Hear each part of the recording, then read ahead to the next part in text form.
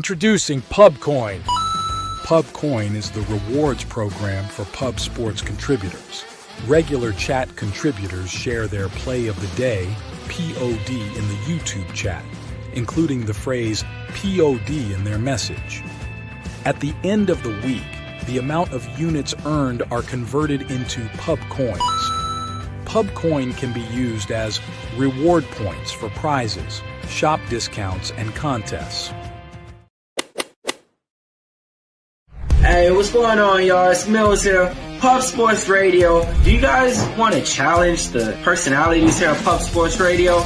Do you guys think you're better than them at entering in your MMA predictions and picks? Would you want to get paid for it? $100? Here's how you do it, man. You sign up right here at the link below. It's just this easy. PubSportsRadio.com. Enter your email. Pick your weekly picks. That's it. Oh, and you get bonus points if you can predict how they're going to win in what round. Every single week, a new winner's getting crowned. So every Saturday on Pub Sports Radio. So come on and check us out. You can win $100 just for signing up. Only thing you need to do is see if you can beat us here at Pub Sports Radio by entering your UFC predictions and picks weekly.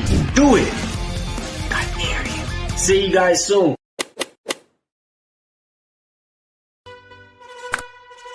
Upgrade your membership to Gold, you will be automatically entered in every horse race, every Wednesday and Friday. It is time to race horses. We are racing camels today. Shout out to the Gold members. We're racing in San Antonio immediately here. And we're off. 2 minutes, 74 canals on this racetrack. It's wide.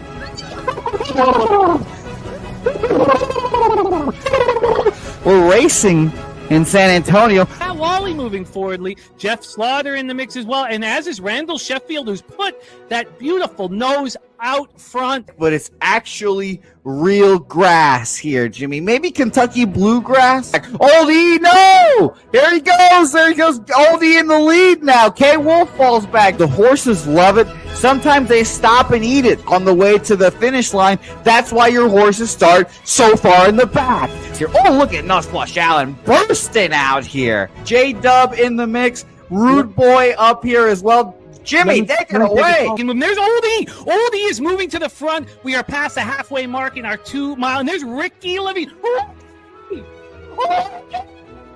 Oh my goodness, he's in the mix here. Jimmy, take it home. This is our first dog race ever. 19 seconds left in the horse race here. It's Fernando Mendoza trying to find the wire. 14 seconds left. Can Fernando Mendoza take this home? Here comes Kenny Can. Kenny Can wants a piece of the pie. Put his schnoz up front. Ricky Bobby, 9 seconds left. Can Donut Silks make a run? Can Res Mall make a run to be $50? You son of a bitch! Here comes Tori Coker. Kenny Can, Smoke and Mirrors, Director 97. Home. That is the way. Here comes Jason Meyer, the Eldorado custodian. Billy Friedrich. Jones one all coming down the advantage. Coin!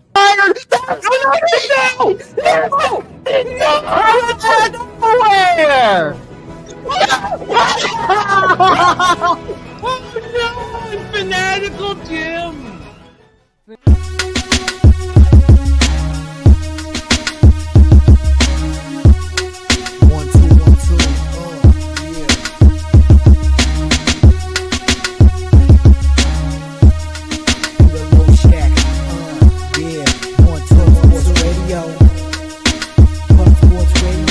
From the corporate Peter Loshak, legendary sports handicapper, more dapper than a dawn. Father young phenom, known as Jimmy, who declared one day that the bag was here to stay. Information like a PSA, when we all PSR, Pub Sports Radio, bizarre. Is a man named Slaughter and he flipped the script. No competition in this they quit the trip. But we say we be pubbing, better with the bag and you love it. We want it top 10, we above it. Let's check.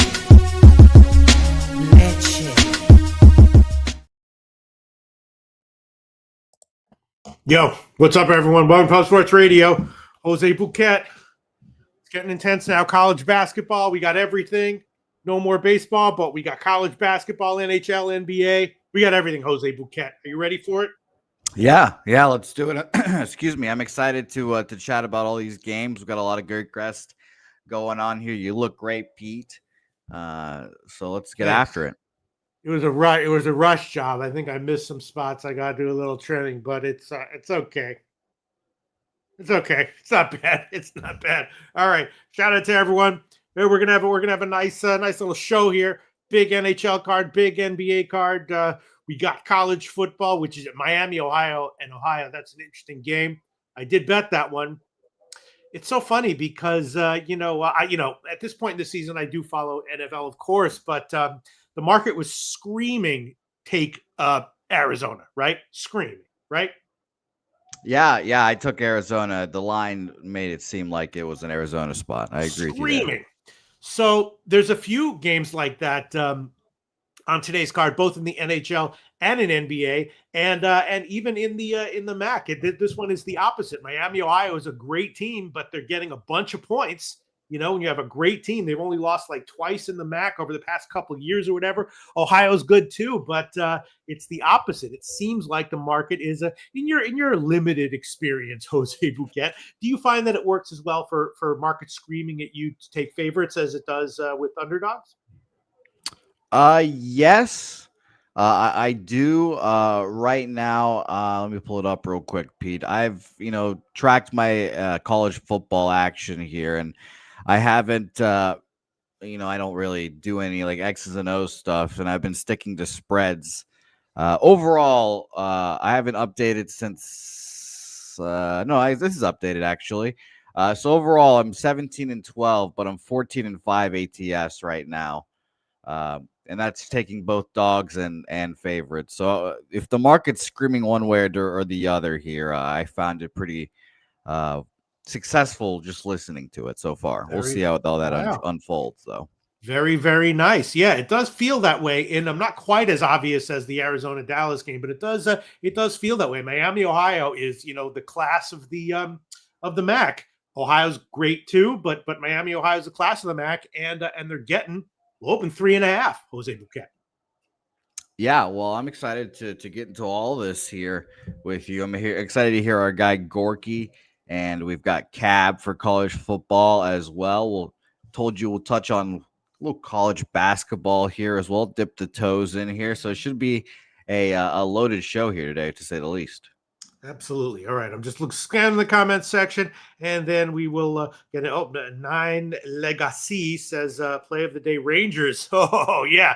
That's a crazy game. We are going to talk about that. Of course, the Rangers coming back from the road. They've been fine on the road, getting some nice wins, winless at home. Also, the LA Kings, winless at home, and they are playing at home tonight as well. So interesting. Chicago Bulls. Yeah, that's another one. The market seems to be screaming fade Chicago. Right, because it seems like who they're playing and how they've been playing.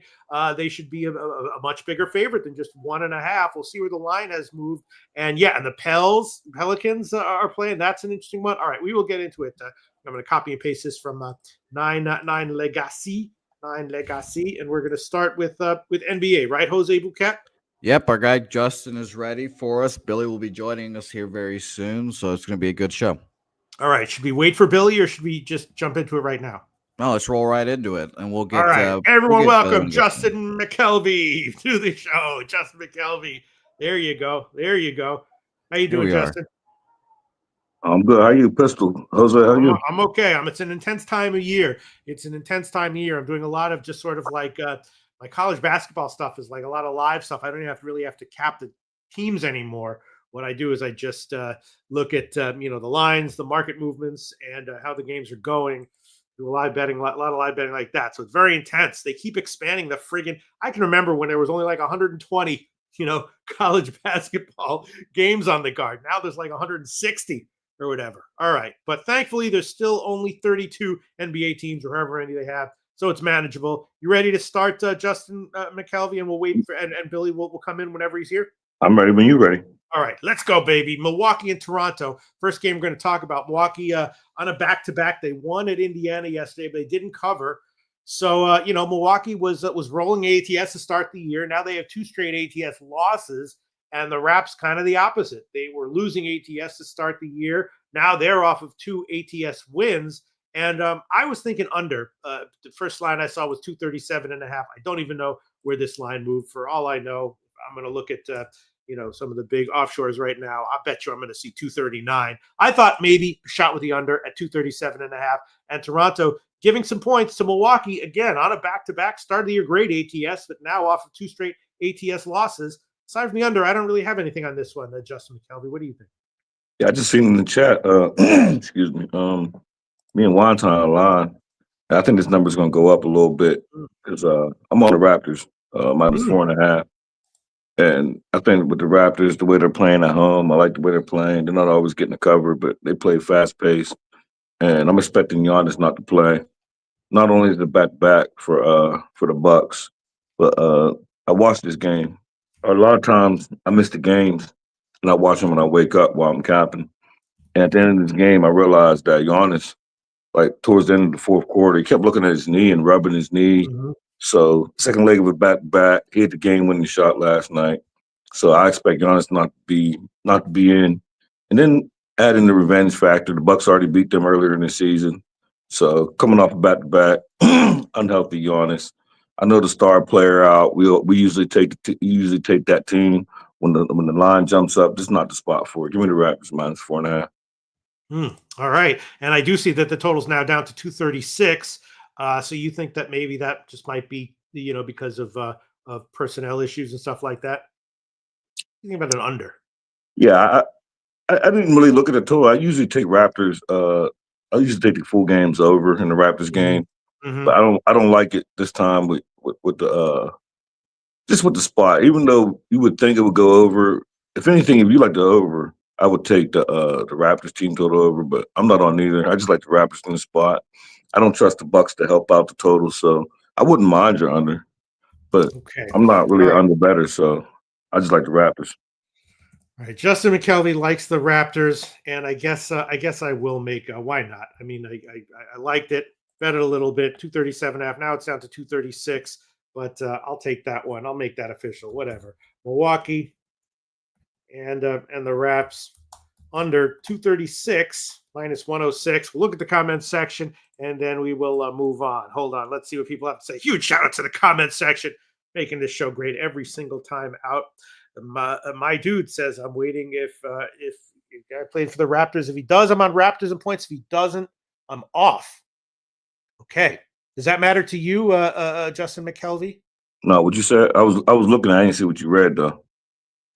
Yeah, he's waiting for the for personnel issues for reports for the Raptors before he makes a decision on. I like the Raptors whether Giannis play or not. Guard. Yeah. Okay. Because if Giannis don't play, it's going to go up. If Giannis do play, it might shoot down, but I don't care. I like the number 4.5, and I'm expecting Giannis not to be in, but I like him. I bet it knowing because when you play second leg of the back-to-back, you don't got to submit your injury report until later.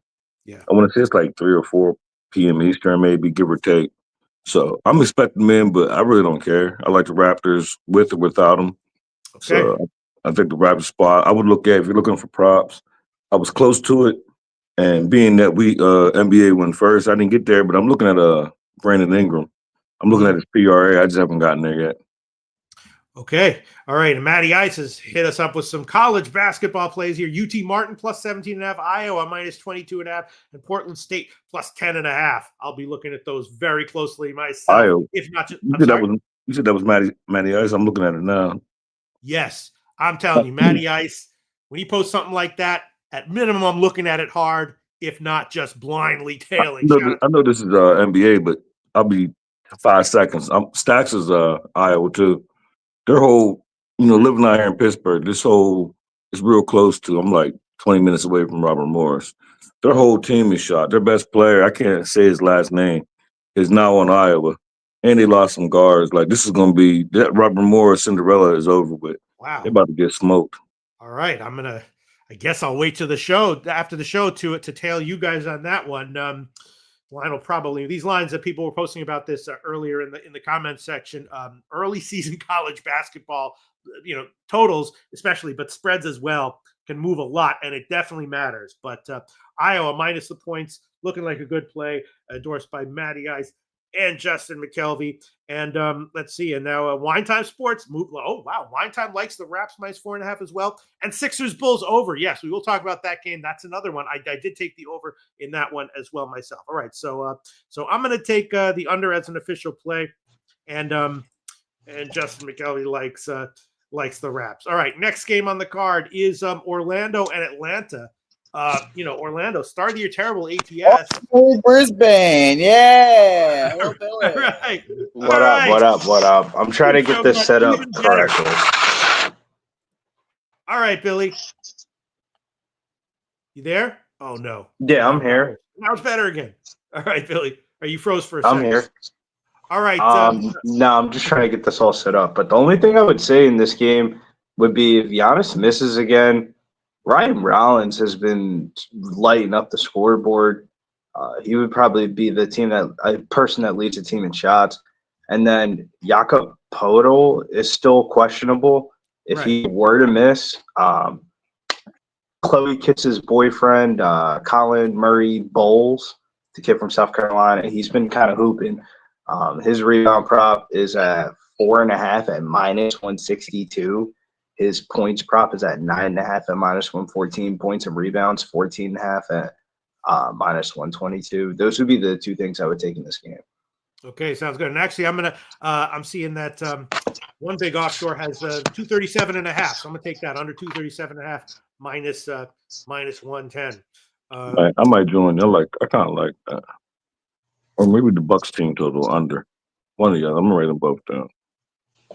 All right, we will see. Up and now it looks. Oh wow, yeah, it's now come off the board at one big offshore. So maybe some injury news or personnel news is coming in. Yeah, but Poeltl is a big issue for one guy in the combat sector. He's saying he's waiting for that. He's in. He's going to take the Raps. If not, he's off them. All right, next game on the card, Orlando and Atlanta. And Orlando, again, started the year terrible ATS, but last two on their current trip were excellent ATS wins. And, Atlanta returns home from their trip. They've been generally a bit overvalued on the year. No Trae Young for the last two games. Of course, they were better ATS. One of them they lost, but was close. The other one was a big ATS win. And I'm not sure what I think here. I was thinking maybe Orlando first half and maybe over at 229. That's one that I did take, actually. Oh, I did take over 229. Let me see if that line has moved before we now it's up to 230. All right. So I'd be leaning over here. And Orlando as a small road favorite here, a modest road favorite, in recent form, based on recent form, you'd maybe think Orlando is a play. What do you think, Justin McKelvey? I broke my rule on Friday, and I learned my lesson. I don't even cap. You wasn't here for. I don't cap Atlanta Hawks games no more. That's Okay. my team. That's my team, and I'm on them. I got two of their futures over 47.5 wins. So I need them to win 48 wins. So I need them to win every game. So rather than cap it, knowing it, my future, I don't want it to judge it. So I just don't even cap it. And I'm on the win the division at +2 something. So I don't cap it. But if I had to make a bet, it would be Orlando in this spot after revenge. Plus they're 8-10. If you're looking at money line, 8 of the last 10 they beat my Hawks. So there you go, everyone. That's a textbook example, demonstration right there of know thyself. If you know that you're particularly bad at something or particularly good at something, it's fine to throw it away. If there's a certain conference or a certain team that you have a good read on or a bad read on, be aware of that. That definitely happens. See some people, we all know that there are certain teams or conferences or situations where we see particularly clearly or particularly not clearly or biased in some way. So Justin McKelvey, no opinion on this game for that reason. Billy Brisbane, what do you think about Atlanta here is a home dog. They've been good without Trae Young ATS for 2 games. I like the over. What do you think, Brizzy? I don't think my opinion matters as much as like the market information that we're getting from this game. Mm-hmm. This total is just extremely lower than what I thought it would be on the come out here. If I'm not to be mistaken, the last time these two teams played, it was 235.5, went under. Maybe that's the reason why we're seeing 218. But I think Atlanta matches up well with Orlando. Yeah, Atlanta has their deficiencies and stuff like that. But if you look at their guards of Nickeil Alexander-Walker, Dyson Daniels, Richard or Jalen Johnson, they lock it up. Desmond Bain, Jalen Suggs, and Franz Wagner. It's more Apollo. Apollo's one that kind of lights up Atlanta historically, but I don't know, man. You look at the matchups on paper, the X's and O's, primetime game on Peacock. I would imagine all the money's going to be on Orlando here. I hate to say it, man. This might be the one time. Maybe Trae Young on the bench is better for their defense. I'm going Orlando team total under. That would be the bet in this game. I don't think Orlando 116.5. You would think a favorite in an Atlanta Hawks game would be at like 120 minimum for like a team total. I don't know, man. The team total seems so oddly low that it makes me think that Atlanta's going to win this game outright. And you kind of look at the X's and O's. I think Atlanta matches up with Orlando pretty well. At 3-4, both teams are 3-4. Like, I think it's more of our public perception of the Orlando Magic rather than what we've seen so far this year. And what we've seen so far this year, I feel like Atlanta should be favored in this game. You think Atlanta should be favored? Yeah, I think wrong team favored. I mean, if you look at Atlanta's losses, they've lost to OKC, Chicago, Cleveland. Like those aren't bad losses at all. Like those are games that you expect them to lose in. It's more of their opening night game that I feel like that the public like messed up a little bit. They were like 7.5-point favorites and ended up losing outright. But you look at Orlando's just beating up on bad teams. Yeah, they come to this game on a 2-game win streak over Charlotte and Washington. I mean, like, I don't know. I think Atlanta's in a little bit of a different tier of a class, and Orlando has not been able to show us that they can beat that tier of class in the East right now.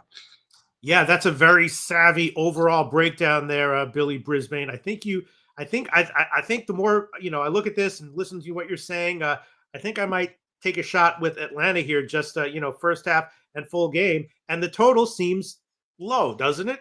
It really does. Really low for an Atlanta Hawks game. This seems really low. This might be the one time that they play defense.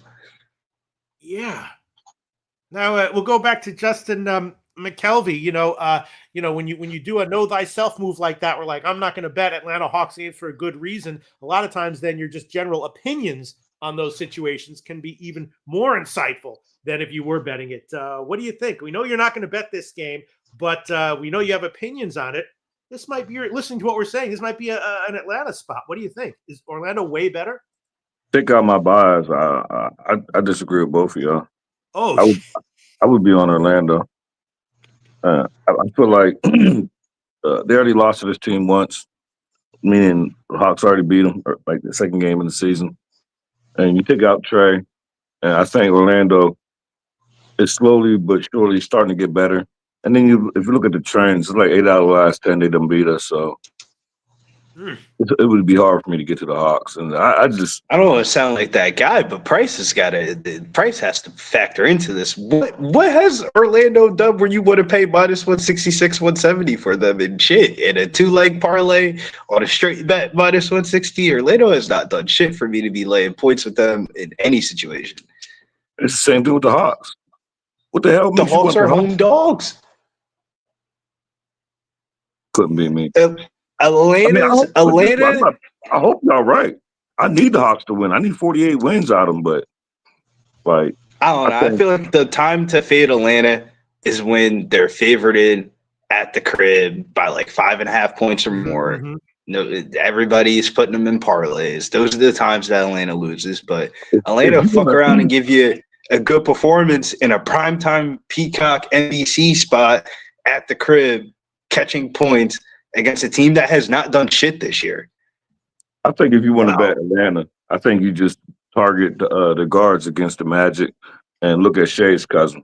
Look at Alexander, Nickeil Alexander, points and assists or just assists. Like you always want to target the guards against the Magic. So if you want to, that's the way I would go if you want to bet Atlanta. There's not a chance. There wouldn't be a chance I would be on the Hawks. I mean, not done shit. They just came off of 2 really impressive margin road wins, right? Yeah, but Washington and Charlotte, I mean, for the expectations for Orlando coming into the season, and for anybody that's watched them play for like longer than 12 to 15 minutes, tell me you have not been disappointed. Desmond Bane's out here just standing in the corner, not doing shit. He's getting paid all this money. It looks like the same exact Orlando team added in with like 2 corner shooters. And they're not playing defense at the rate that they were playing last year. So now their games are like over bonanzas. So it's like, I don't know. I feel like the market's telling you this game goes under. If this game goes under, how does this game go under? Well, rule number 1 is know thyself. Rule number 2, read the comments section. We're going to do that right now. Let's see. Kong's Clips. I believe the Magic catch fire at some point. A lot of talent on a team that's just playing basic basketball right now. And 100%, his 100%, I don't know which comment that refers to, but obviously Kong's Clips kind of high on the Magic, so maybe he's agreeing with Justin McKelvey that you don't want to fade him right now. All right, yeah, this is a weird one. Nasty 8 likes Hawks second quarter. It does seem like the market, I think you're right. I don't know who wins or covers, but it does seem like the market is implying Orlando team total under, just based on the movement that we're seeing right now. We're seeing a little movement towards Atlanta, and a lower than expected total. All right, well, no official play for me, but that's an interesting game. Let's move on. Here we go, another interesting one, Philly and Chicago. Someone said earlier that they liked the over, and I did take a small shot with the over at 239. And the Bulls, the Bulls are a pretty impressive team. So is Philly, though. Philly's rolling, but 2 of their last 3 ATS wins were close. The last game, though, was a blowout win at the Nets. And the Bulls are, they're coming off their first straight up and ATS loss of the season at the Knicks. But before that, just lights out, right? Like winning straight up, 5-0 straight up, 4 of those as a dog. They've got a deep team, a lot of energy on this team. And they just seem like a bet on or pass team right now. But it was a surprisingly low spread. They were just, first line was just 1.5. And now I think it's gone even lower. And yeah, now it's down to 1. So, I mean, Philly is an impressive team for sure, but Chicago right now seems more impressive. I thought Chicago, would have been the play, but the line didn't make any sense. I did like the over and at 239, and now it's up to 240. Justin McKelvey, does this line? What do you think? Does this line make sense to you? The line don't make sense to me, but I'm right with you. And that was Wonton that said that, and I'm right with both of y'all. Yeah. I got the 76ers and Bulls over. I ain't get the same number or the odds. I got over 239 and minus 115.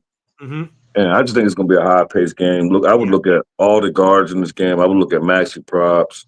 I would look at Giddey props. I just think this game flies over. Embiid, I wouldn't look at his props because he embarrassed me the first day I gave him. I'm done with him. So, but I think they're like he's slowly but surely getting the minutes up. But he also slows the game down. That worries me a little bit. But the line moving in my favor, well, in all of our favor. So, yeah, I like it. And it was going to be stacks, but it's just such a high total. But I like it. I don't want to fade the Bulls. But also don't want to fade the Sixers. So, yeah, I always do get worried about taking high totals when Embiid's in for exactly those reasons. Billy Brisbane. Yeah, that's what worried me. What do you think here? Chicago, I mean, it seems like, both of these teams are kind of impressive right now, but Chicago a little bit more impressive, and they're at home and giving only 1 point. The line seems a little fishy, doesn't it? I think a little bit that Philly's kind of being devalued at the window and Chicago's kind of being somewhat overvalued. If you would have told me that Chicago starts off the season at 5-1 with no Kobe White, Ayo DeSumo, and company, and they're just rolling in these games. It feels like one of the two of like the Sixers, are they really as good as this 5-1 record, or Chicago really as good as this 5-1 record? Because one of the two answers should be, I feel like, to the question should be answered tonight. Like Chicago could definitely be a team that could be like that 6-7 seed, or is Philly really like a 1-2 seed in the East with the way that the injuries are set up? And I'm kind of leaning towards the side of that Philly might be a 1-2 seed in the East with the way that they're playing. Jeremy McCain should be back in the lineup tonight for the Philadelphia 76ers. And I think that's huge for them. That gives them extra scoring boost off the bench, extra legs, in a game that they're probably going to need the legs because, Chicago's going to want to run up and down the court. They got Josh Giddey, Trey Jones and company. Isaac Okoro is a good defender. But Joel Embiid usually just dominates Nikola Vucevic. That's a different Joel Embiid that we're looking at nowadays. So I don't know how that all factors into it, but for a game with 2 post players and the total's at 239, I'm just going to go with DeMar as everybody's going to score in this one. Yeah. Yeah, I don't know. My sense is that Chicago is like, Phil. I mean, Edgecombe's been a revelation, and Embiid. Chicago's just kind of like a deeper team, I think. Yeah, but the star pattern, like we come down to a stretch of this game, and we're in the last 2 minutes. I'd rather have a bet on Tyrese Maxey than Josh Giddey. Yeah, I feel you. All right, I'm definitely going to take the first half over, which will be it's going to be up there, but that's okay. I'm seeing what am I seeing here? 122.5 minus 113. I'll take that one. First half over 122.5 minus 113, and I guess the full game over is probably okay as well, right?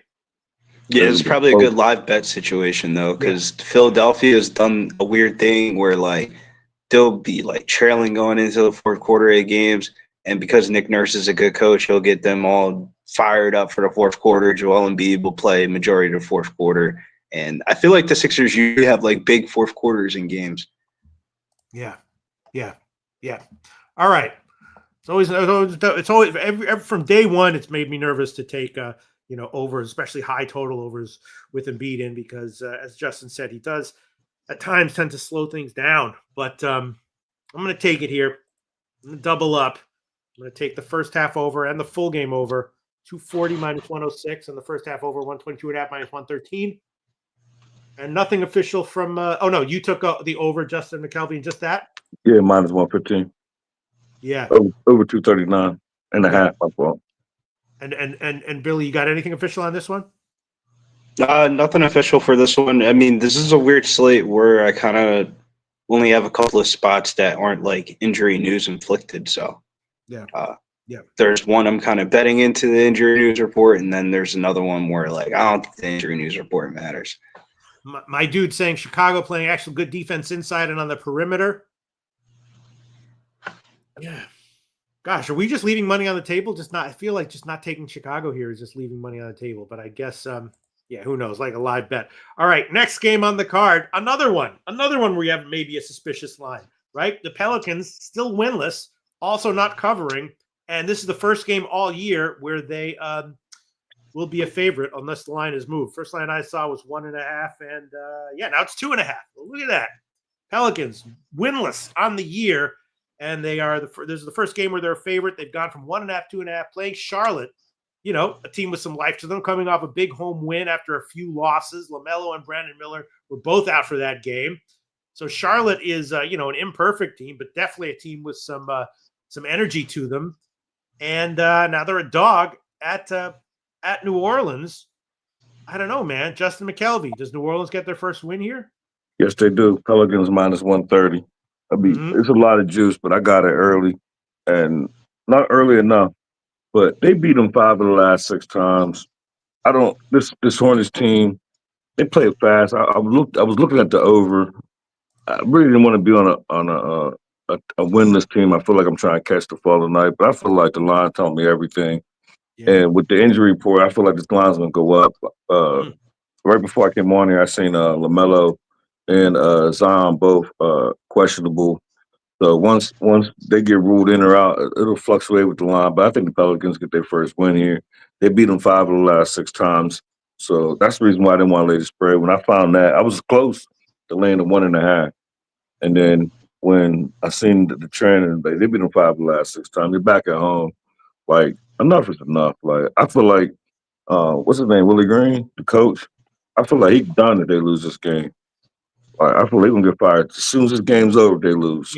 Yeah. I mean, that's what they're saying. And I don't know. I just feel like when there's teams that are just like in shambles and losing game in and game out, and the people are talking about the coach getting fired, they usually do just keep losing until the coach gets fired. You know what I mean? It depends on how you feel about your coach. Like, hopefully they like the coach. I feel like because I feel like he's like a game or two away from getting canned. He loses Right. game.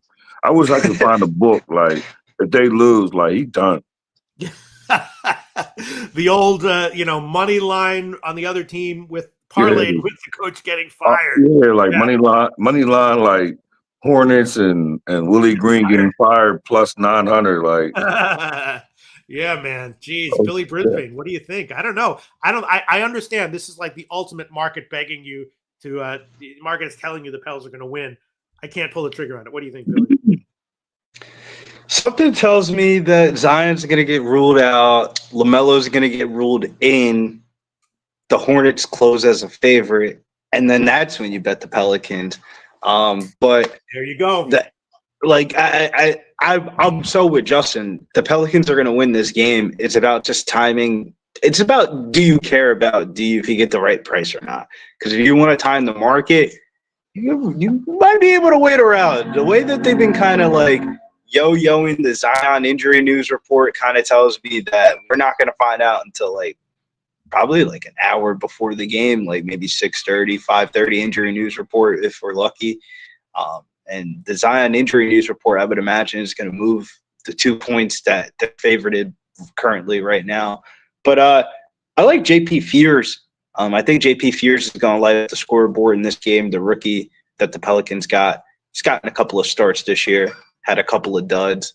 I think if he gets to start tonight, I think he's going to light up the scoreboard. Pelicans traded up a lot to get him, and they got to see if they get their money's worth. And I'm going to see if I'm going to get my money's worth.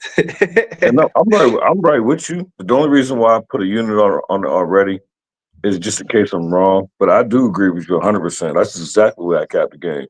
That Melo's going to come in and Zion's going to go out. But I still like the Pelicans. The reason why I bet a unit now because if I'm wrong, if it's the other way around, it's going to go up. I mean, Zion gets how in. much are they really going to go up? What, the 3.5? Right, then I'm going to miss my 130. That's why I bet it already. I don't think the Pelicans closes higher than the Orlando Magic money line. And the Orlando Magic money line was like 166, 170. That's a big difference from 130. I would pay up to minus 150 in this spot for the Pelicans. Yeah. I don't want crazy game. We'll see what happens with the I wouldn't want 150, but I would pay 150. The only way I would pay 150 is I need to know that the Pelicans care about their coach. Because if they don't care about the coach, they could punt knowing they weren't getting fired. Well, I think Trey Murphy is really the one to circle. Trey Murphy has gone over his PRA line in 12 out of his last 15 games without Zion in the lineup.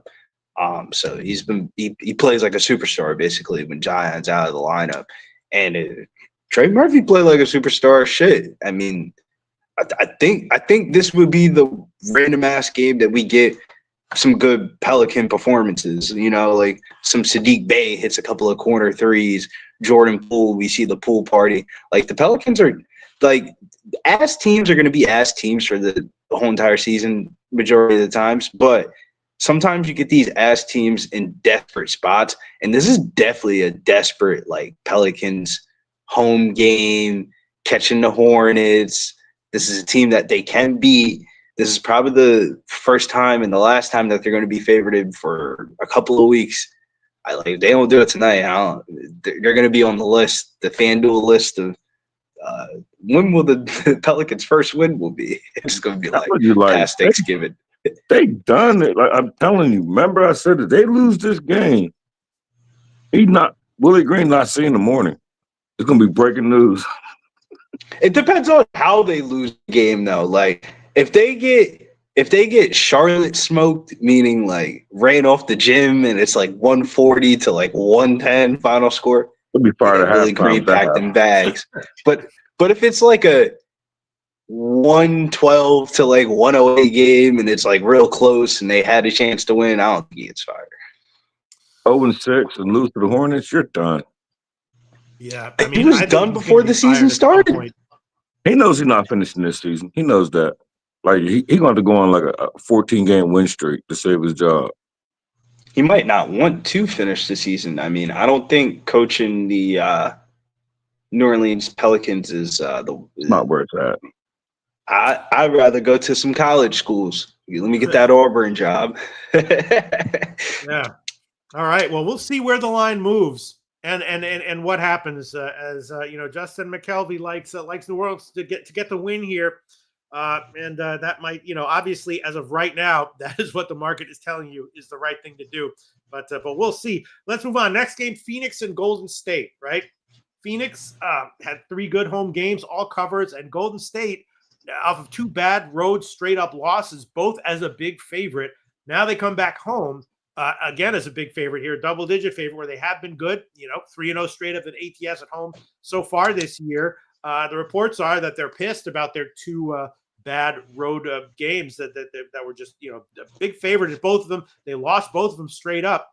So I don't know, maybe Golden State first half, but you know, Phoenix is competitive. It is kind of a lot of points. I don't know, man. I was thinking maybe a shot with the over though. Billy Brisbane, what do you think? Does Golden State bounce back here in a big way? I think they bounce back in a big way here, Pete. I think this is the best bet of the card. I'm just writing it down now.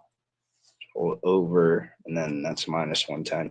I like Golden State Warriors team total over 122.5, -110. Could Phoenix backdoor cover a double-digit spread? Probably so, man. Just NBA. I've seen crazier shit didn't happen.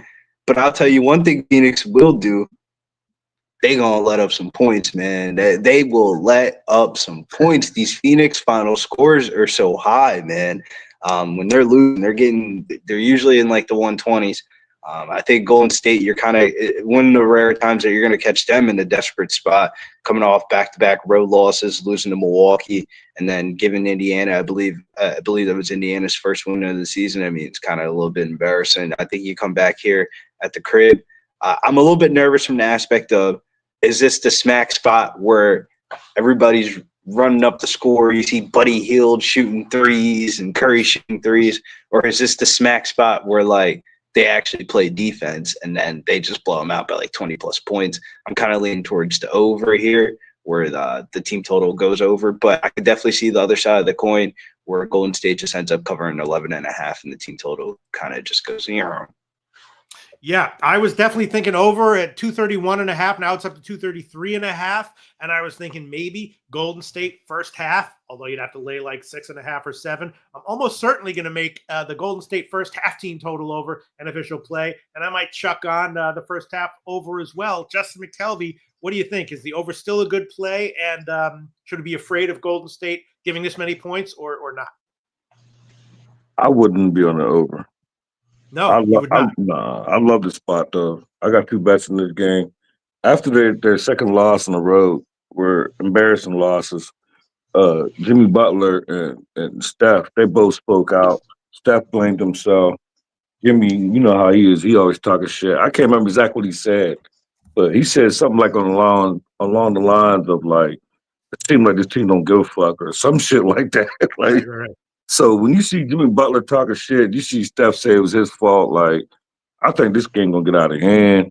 I don't know about first half or full quarter. I just know when the game's over, this game gonna be ugly. And that's the reason why I wouldn't like the under or the over, because this might be like a 20, 23-point win. I'm on the I'll take the best number. I got -10.5, but whatever y'all can get, however it works, I'll take the best number y'all can get. And I'm on Steph Curry, 25 plus points, -110. Right now, I'm still seeing 10.5 juice though, -113 for Golden State.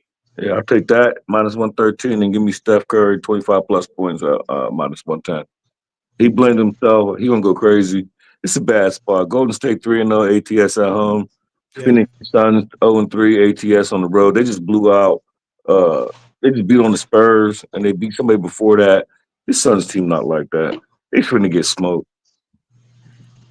Yes. Bad. And so why would you not like the over? Because if it gets out of hand, they'll just shoot it out. It might be like, I never even looked at the over. It might be like a 117-91 game. Right. Like, it's gonna be bad. Like, I would look at the Suns team total under. Like when you see two stars and you put Jimmy Butler, he's there. So if you see two stars both speaking out, like they're gonna play defense, this shit gonna get ugly. So I don't want to be on over because of the blowout factor. Right. I don't think the Suns is gonna contribute as much as y'all gonna need them to contribute. Right. No, I hear you. I'm gonna go down with the ship. We'll go down with the ship and take this. We're gonna go. What's the over under? 233. The first line I don't like 231.5. Now it's up to 233.5. I don't like the total. I like the team total for Golden State. I think Golden State is the reason why I could go over. Phoenix, I don't want money on Phoenix. If this can't go over, you're gonna need like 127 from Golden State. Well, Golden State team total over 121.5 minus 126. That's what we're gonna go with for officials in this game. Anything Golden State, I like. I just don't want to be on the team total. I don't want it to be like 119 to 91. If there was another team that I liked on the card, I would gladly parlay this, but this don't seem like a 2-leg parlay card at all. Like I would not want to parlay shit on this card at all. Like this is the only team that I feel like is like, all right, but it's like minus 550. So it's like, how hype are you gonna be to parlay at minus 550? Yeah, these are my last two official bets on the game. I don't like the next game because we'll get to it, but I love this spot. I felt like I wasn't even gonna make no other bets besides these two bets, just so I could go 2-0. Well, I'll make two official right now. Golden State first half team total over 63.5 minus 105, and just the first half over 120 minus 115. Also want to chuck on thinking about the Golden State first half spread, full game over, and I'm thinking about Golden State first half money line minus 313. Oh yeah, I'm thinking that way. No, I'm thinking that way. If you like the first half money line, I would just play the double result. Yeah, right. Double result is probably great. What would those odds be? I don't usually bet double results. Let me see. I would imagine it's gonna be a little bit juicy because I was looking at Duke double result and that was minus 200 and that was an 8.5 line. So for an 11.5 line, my assumption would be minus 225 would be the guess. But I'll look on Bet365 real quick. You make that official, Jose gonna play the graphic. On Bet365, minus 225. Yeah, minus 225. Yeah, all Golden State Warriors double result. I'll make that official. Golden State double result, minus 225. I'll take that one. Let's look at the comments section. Oh yeah. Uh-oh. Huh? Hey, whatever. What do you think? Go ahead, mock me. I just wonder what the cutoff. I give a shit about what you guys. Of course I do. I care deeply. What's the cutoff for odds? But no, the cutoff for that graphic. Because I don't ever want him to play that graphic for me. Like, what's I'm gonna ask him when I text him later. Like, I need to know. I ain't never getting that graphic. I've given out some juicy odds before. I mean, some NFL over 2.5 receptions at like minus 186. He ain't play it. I mean, oh yeah. Uh-oh. Huh? I would imagine if you give out something so chalky to the chat, they'll tell you, but they'll tell you in a 3 to 5 leg parlay. They probably not straight betting that shit for it. I was so happy to get that Pelicans because that 130 was like, as far as that's not my betting limit, but as far as what I'll give out, like that's the bet. I can't respectfully, I can't give out no minus two something, minus 186. I can't do that. I can't. It all depends on what you're betting on and what you're doing. Like last week, I gave out a UFC fight for a dude to win in rounds 1 and 2. So basically within the first 2 rounds, and it was minus 200 and fairly smoked him pretty easily. Like the fight lasted all about 6.5 minutes. You guys follow this stuff very closely day in and day out. I mean, Phoenix, they were all at home, but they are off of, 2 very impressive wins and covers, right? Yeah, now they're on the road. Yeah, right. Right. And Golden State is pissed off. They should be good enough to get it done when they're pissed, right? Yeah, exactly. And so if I have to eat, if it makes you feel any better, last season when Phoenix came in the Golden State, granted a way different constructed roster, they smoked Golden State 130 to 105. Yeah. So that should be even more motivating. All right, we'll see. We'll see how it all shakes out. Yeah, I'll bet it. I just wouldn't give it out. Nah, man. Yeah. I'm going nuts on the table and telling you now, Golden State's about to run up the fucking score. If you look at this slate from a broad view perspective and you said, who's going to score the most points on this whole entire card today? It's got to be Golden State at minus 500. Yes.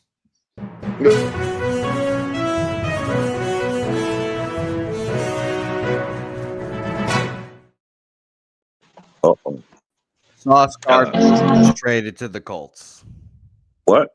Sauce Gardner traded to the Colts for 2 first-round picks from my New York Jets. And Rashid Shaheed just got traded to the Seahawks from the Saints. I'll give that lady credit. What's her name? Mrs. Irsay, Jim Irsay's granddaughter. She knows what the fuck she's doing. That's dangerous, Rashid, to the Seahawks. That's dangerous going with Jackson Smith and Jigba. Yeah, but I think the Sauce Gardner to the Colts, hey, anything to help that defense might be it. Ain't it? Colts are not like that. Cut it out. Colts aren't not like that, but Sauce Gardner, if for a quarterback, hey, maybe sometimes when you see this in the NBA all the time, everybody castaways the player because they're playing for some ass team and they don't really want to play like that, and they're just collecting their paychecks, and then they go to a half decent team, the team that's in the playoffs, and then they start playing really good again. Sure. Like, I feel like that happens in sports all the time. Yes, of course, absolutely, no question about it. And the other way around as well, and vice versa, no doubt about it.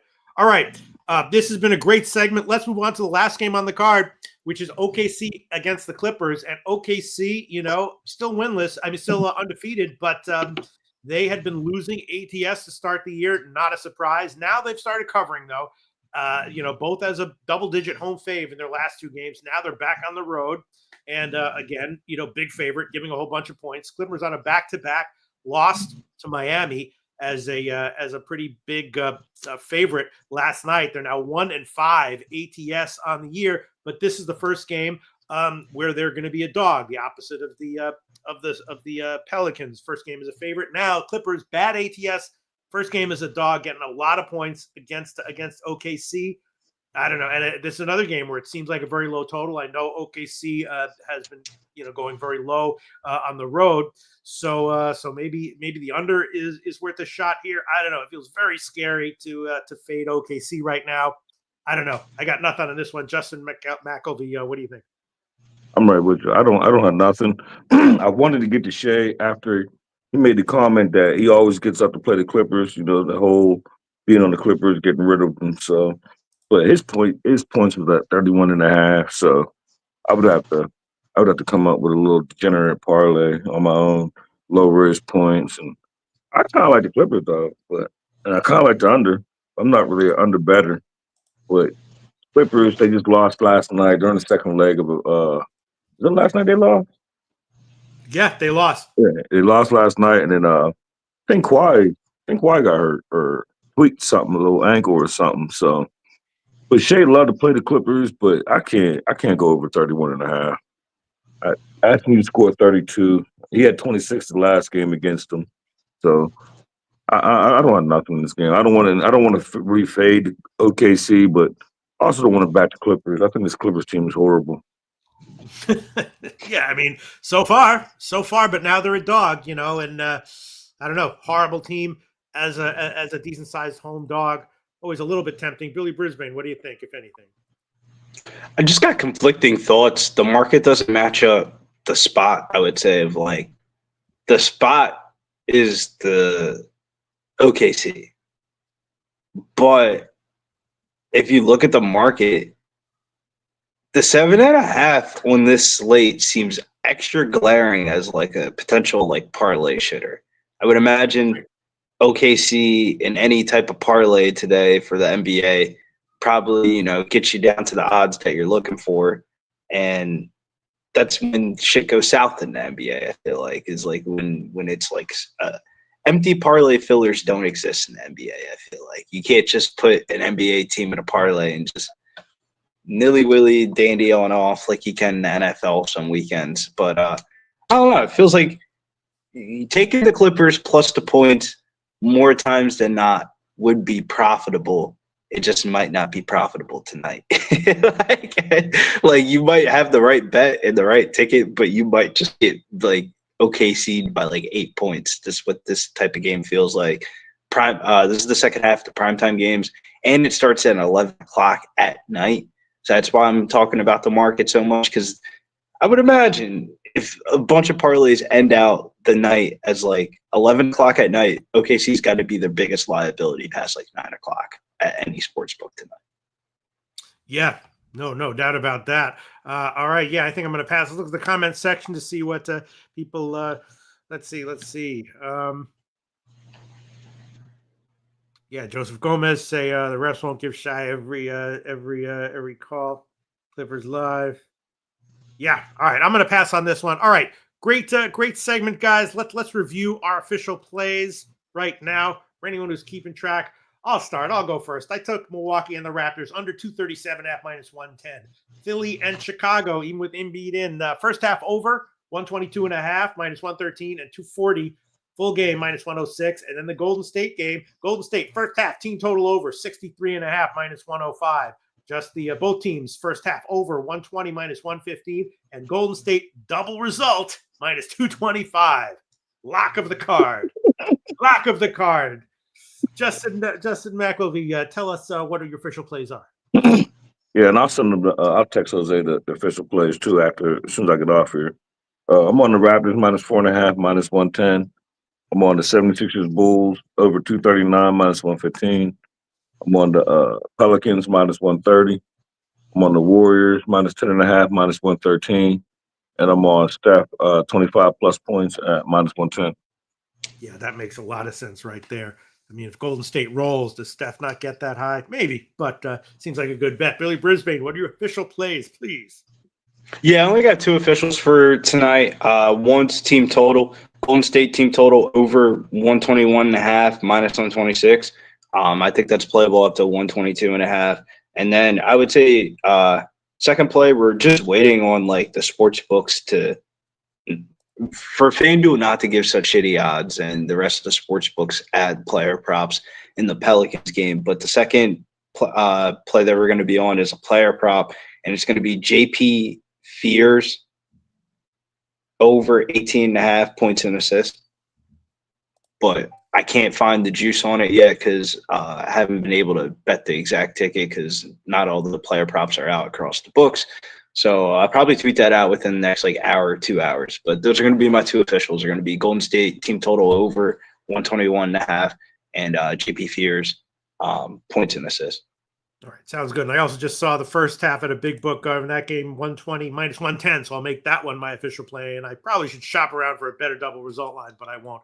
Probably the best that you can get. All right, Justin McElvey and Billy Brisbane, another great friggin' segment. That's not how you say my name, Keith. I'm sorry?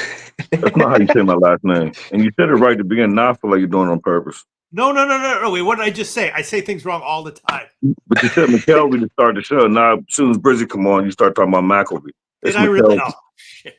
I'm sorry. Nah, because Pete knows that's the way I say it, and he wants to be on politically purpose. Correct. No.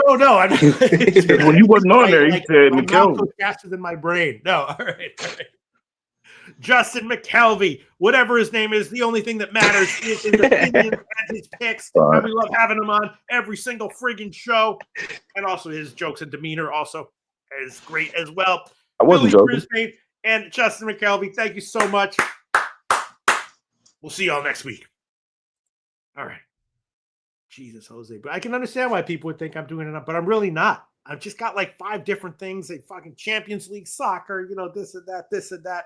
And the sounds just fly out of my mouth. But no excuses. No excuses. You're going to be on camera. Get the names right. Well, you know When I this next guy's doing name. videos, very first started doing videos, I called I pronounced Tim Tebow Tebow, and everyone was like, "Who is?" They were like, The "Who fuck? is this guy?" Tim They were like, "He's a Tebow? college football expert." Okay, but he doesn't know how to pronounce Tim Tebow's name. They were like, he's a numbers guy. He's a numbers guy. Hey, I'm glad you made it. You survived that incident. All right, Jose Bouquett. Now, for a sport where I don't know how to pronounce 75 of the players' names, NHL, we got 10 games on the card. And but my record overall in this show in NHL, not too bad. So if you want a guy with a losing NHL record who pronounces every NHL player's name perfectly, go for it. I hope you find it. That ain't me, baby. Everyone, welcome to the show, Mr. Gogster. Mr. Gogster. Hell yeah. What's going on, Pete? How you doing? Straight from Belleville. All right, Goggy. We got 10 games on the card now. NHL is so tricky. If there's one overall rule, I would say for NHL, is I'm not saying don't bet big favorites, but think twice. Think twice, because a lot of times these, when you have a big dog and they've got injuries and they suck and this and that, and you fade them with a minus 170 favorite, like Vancouver, all these shitty teams, they go down 2-0 and then somehow they win 4-3 in OT. You're like, how the hell did that happen? We have a lot of those kinds of games on the card today. Ready to go, Gogi? Ready to rock, brother. All right, first game on the card is Utah-Buffalo, right? Now, Utah had been great. Now they've lost 2 in a row to good teams, though. They're still a great team, I think, right? But they're still an upper echelon. I like Utah, yeah. Yeah. Buffalo, one of these teams, we're seeing a lot of this in the NHL right now, 4 straight OT games.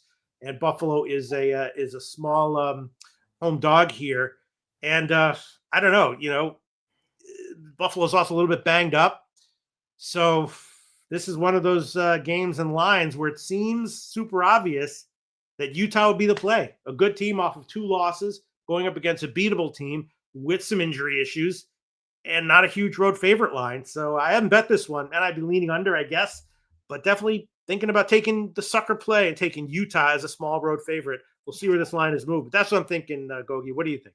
Yeah, I just the depth there. You got JJ Paterka too. Guy played for Buffalo, came up in their farm system. He's coming back home, second line left winger for Utah. This team's just deadly, man. Like, this is one of the better offensive teams in the league right now. I do like Utah short and sweet here. Missing Zucker, Benson, Kulak there. Defensively, they're okay, but this Mammoth team's healthy. 31% power play last 2 weeks. Vegmelka, I call him Vegmelka, Veggie.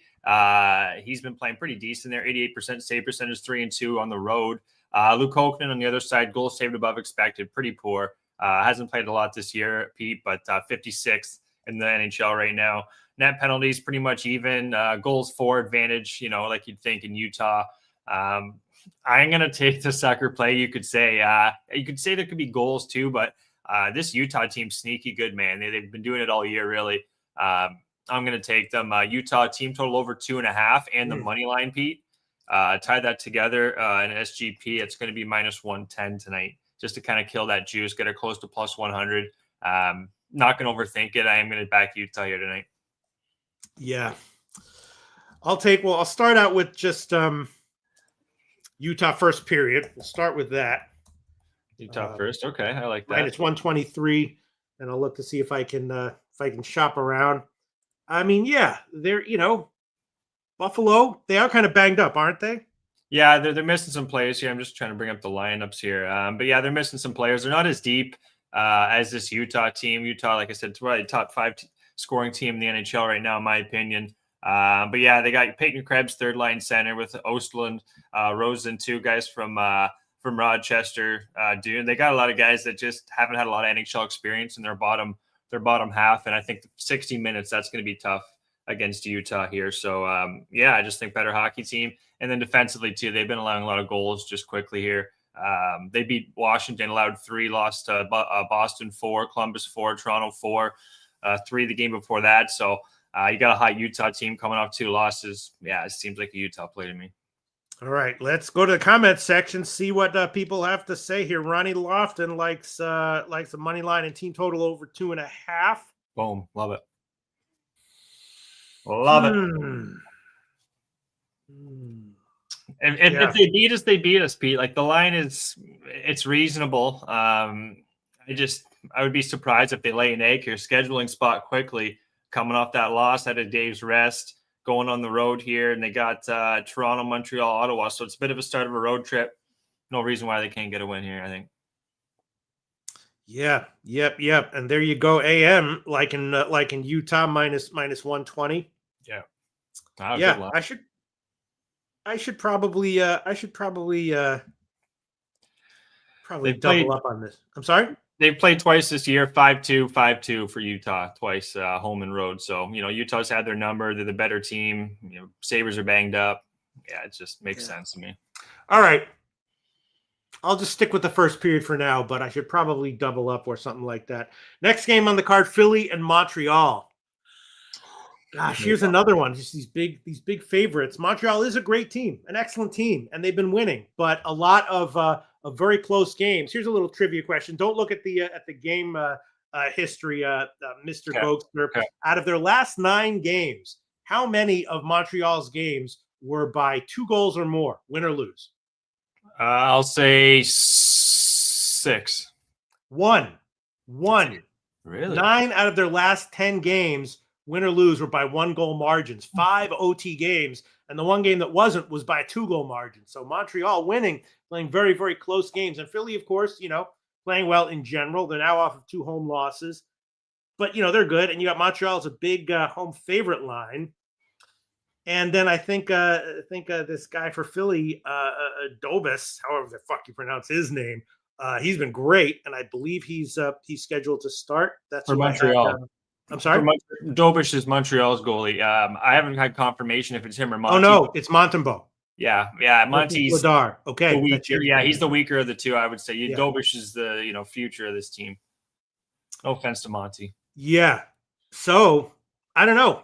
And where's the line moved? I would be thinking at least first period, Philly, and definitely if one of these teams gets down by 2 goals, maybe take a shot live betting them with a +2.5 line for sure if it's available, maybe even +1.5 at plus money. I don't know, man. Montreal's great, excellent, but as a big favorite here, it'd be Philly or nothing for me. What do you think? Yeah, I like looking at the stats here. This isn't something to help the case, but Montreal is 4-1 at home in the first period, so they haven't lost. They pushed once, but coming off that road trip, you're seeing those 2 goals. I should have known. Coming off that road trip, tough to, especially East Coast team, 4 or 5 games on the road, tough to kind of blow teams out. At home, it's a lot easier to win by 2. So Flyers though are a sneaky good team, man, really sneaky good team. Flyers have 100% bet. Haven't allowed a power play goal, Pete, in 2 weeks. Penalty kills have been amazing. Montreal on the other side, 50% power play. So they have been humming last 2 weeks on the power play. So we're going to see what happens here. But coming back home off that road trip, Darth Vlader, talk about a goalie that's playing well right now. Reason why Flyers are doing as good as they are. He's 2-0 on the road, Pete, 94% save percentage. Goals saved above expected, 15th for Vladar, and then 69th for Montembeau. So it's tough for me to trust Monty. He is a better home goalie for sure. Net penalties advantage for Flyers as well. Forster's out, Erson's out, Bonk, Ristolainen. They've been missing some players, but they're still playing solid, the Flyers.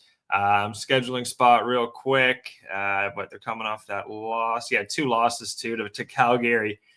Just a Calgary team that had a bad road trip, so they were coming in hungry. I think I backed that, Pete. First period, Philadelphia Flyers, first period money line, +124. Think they can get them. 60 minutes is going to be tough. This Montreal team's very quick, especially at home. But first period, I'm going to take a shot with the Flyers. I think they're live. Okay. Is it Calgary? I thought it was Calgary. I thought.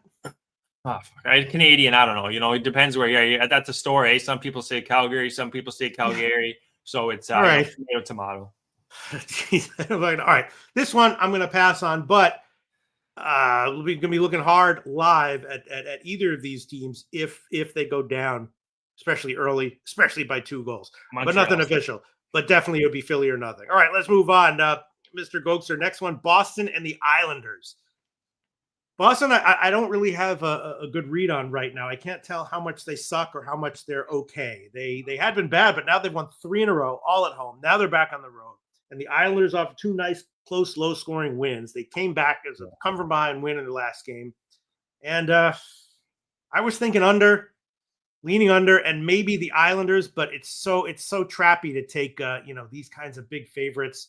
See this all the time. The Islanders go up 2-0, and then somehow Boston wins in OT. You're like, how did that happen? And I don't feel like I have a good read on Boston. I'm leaning Islanders though, even at -150 or wherever. The side, both these teams have been kind of, up and down, tough to get a read on, but the goaltending, 87%, Pete, home road splits between Swayman and Sorokin. So you don't exactly have some top tier goaltending at the moment based on that. 26 goals saved above expected for Swayman. Sorokin's actually 48. Really, both these teams, man, like ninth goals for, net goals for. So 5-on-5. Bruins are 9th in the league. Islanders are 10th. So both these teams can score 5-on-5. Yeah. They've been allowing a lot of goals.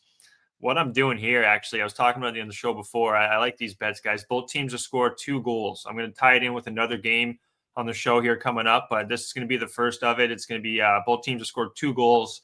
I can't trust either one of these teams, but based on the offense and the goaltending right now, I expect there to be some goals here tonight. Yeah, now it's up to like 160. The line has moved in the Islanders' favor. I don't think I can take. I'm sorry. Go ahead. That's way too. Because I think is Lindholm in here. Hampus Lindholm, is he? I had him out of the lineup, but I'm just seeing that they got him in on one of the sites here. So if Lindholm's in there, the line should be dropping in the Bruins' favor eventually, slightly. It's just based on having him back. Yeah. Well, I like the Islanders here, but if you gave me a free bet, I'd put it on Boston. Officially, I'm going to pass. All right.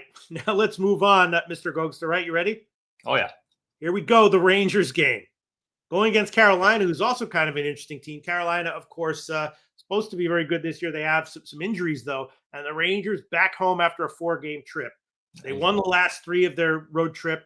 Very good on the road, and 0-5 at home so far. So obviously something crazy is going on psychologically with the Rangers. At some point, that's going to end. At some point, they're going to get a win at home and probably string a few wins together because they can do it on the road. They have a roster full of capable guys, but there's just something up with them at home so far on the year. Small home dog Carolina, who is a good team, but not a juggernaut. They're off of a loss as a big road favorite, 2-4 in their last 6. So Carolina is a decent team, but definitely beatable. Man, I don't know what to think here.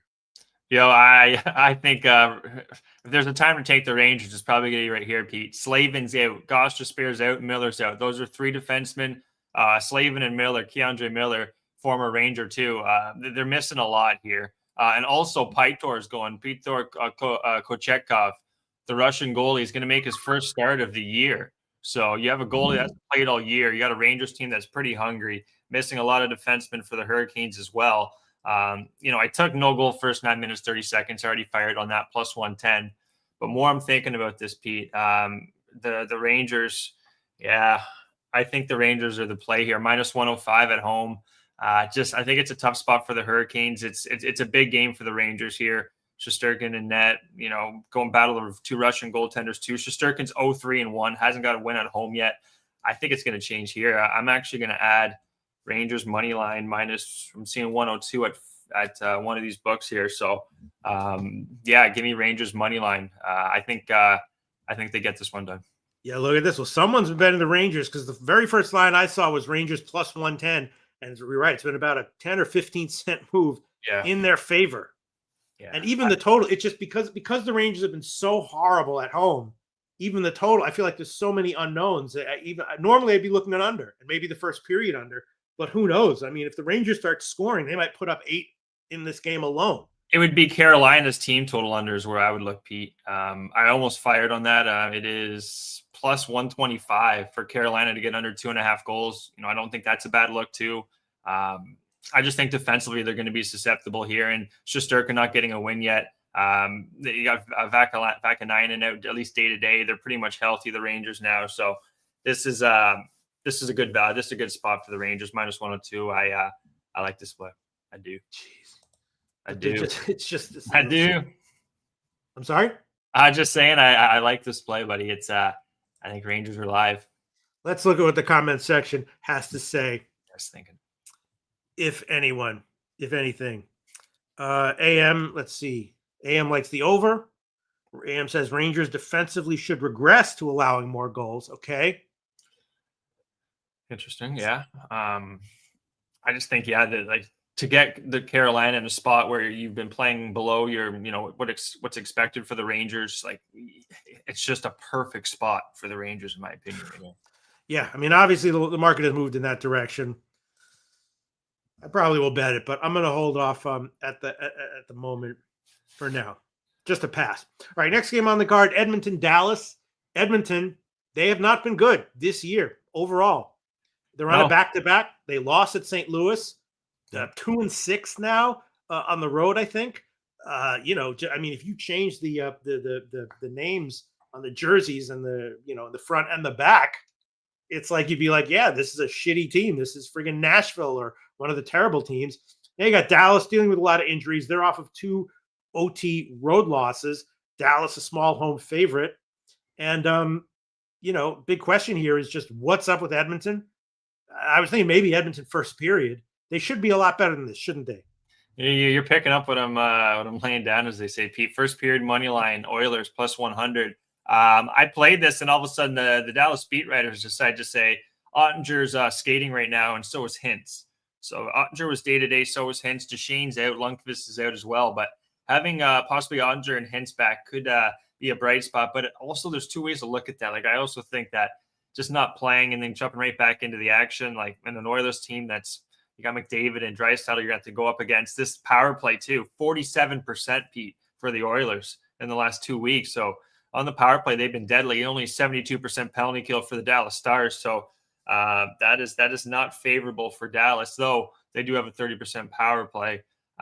Skinner is going to be going here. They had Picard going last night. Skinner's 2-3 on the road, 91% power play. Casey DeSmith, or is it going to be Ottinger? It's DeSmith. It is DeSmith confirmed. Okay, then confirmed. Yeah, I do like that. He's in one start at home. He's 0-1, 80% save percentage. So he must have got lit up in that start. Oilers team that fell apart there. I believe it was the third period. They're up 2-0, Pete. Then lost that one 3-2. Give me Oilers first period plus 100, a little bounce back. Don't know how they're going to be 60 minutes with their legs, but I like Oilers first period here. Yeah, I mean, everyone keeps dropping like Draisaitl, McDavid. They've had Draisaitl, McDavid for all the games this year, haven't they? Have they been injured? No, they have not. They have not been injured, but it's just like it's like a tamed animal, Pete. I just think eventually, like at any point in time, they can go nuts. Right. And the power play. We're not worried about any point in time. We're worried about tonight. That's true, but if the power play has been really good here. Net goals 5-on-5. Here's a big one here. 13th net goals 5-on-5 for the Oilers. 32nd for the Stars. They have been going with more defensemen in the last few games. 11-7. So. Don't know what their lineup's going to be, but I just think, first period, give me the Oilers, Pete. Yeah, I'm gonna take a shot with it. Let's go. Plus 103, and in fact, I'm gonna double up Edmonton to score in the first period. Is just minus 151. Kind of a high line, but they should be able to get it done. I like that. I've seen higher in a first period than that. So yeah. Yeah. All right, I'm gonna double up. We'll see. We'll see how it turns out. All right, next game on the card. This is a weird one. Nashville and Minnesota. Weird just because, the lines. These minus 230 lines in the NHL, they're so tempting because you're like, well, it's such a huge line, but it's justified. But I don't know if I can pull the trigger on it. How in the hell is Minnesota against anyone a minus 230 favorite? Because why? Because they got one win. They won their last game. Great. Now let's make them a minus 230 favorite. Going up against Nashville, who sucks. But they're not that bad. They're better than Edmonton. No, that's a joke. But I mean, I'm just saying they're like, they can win.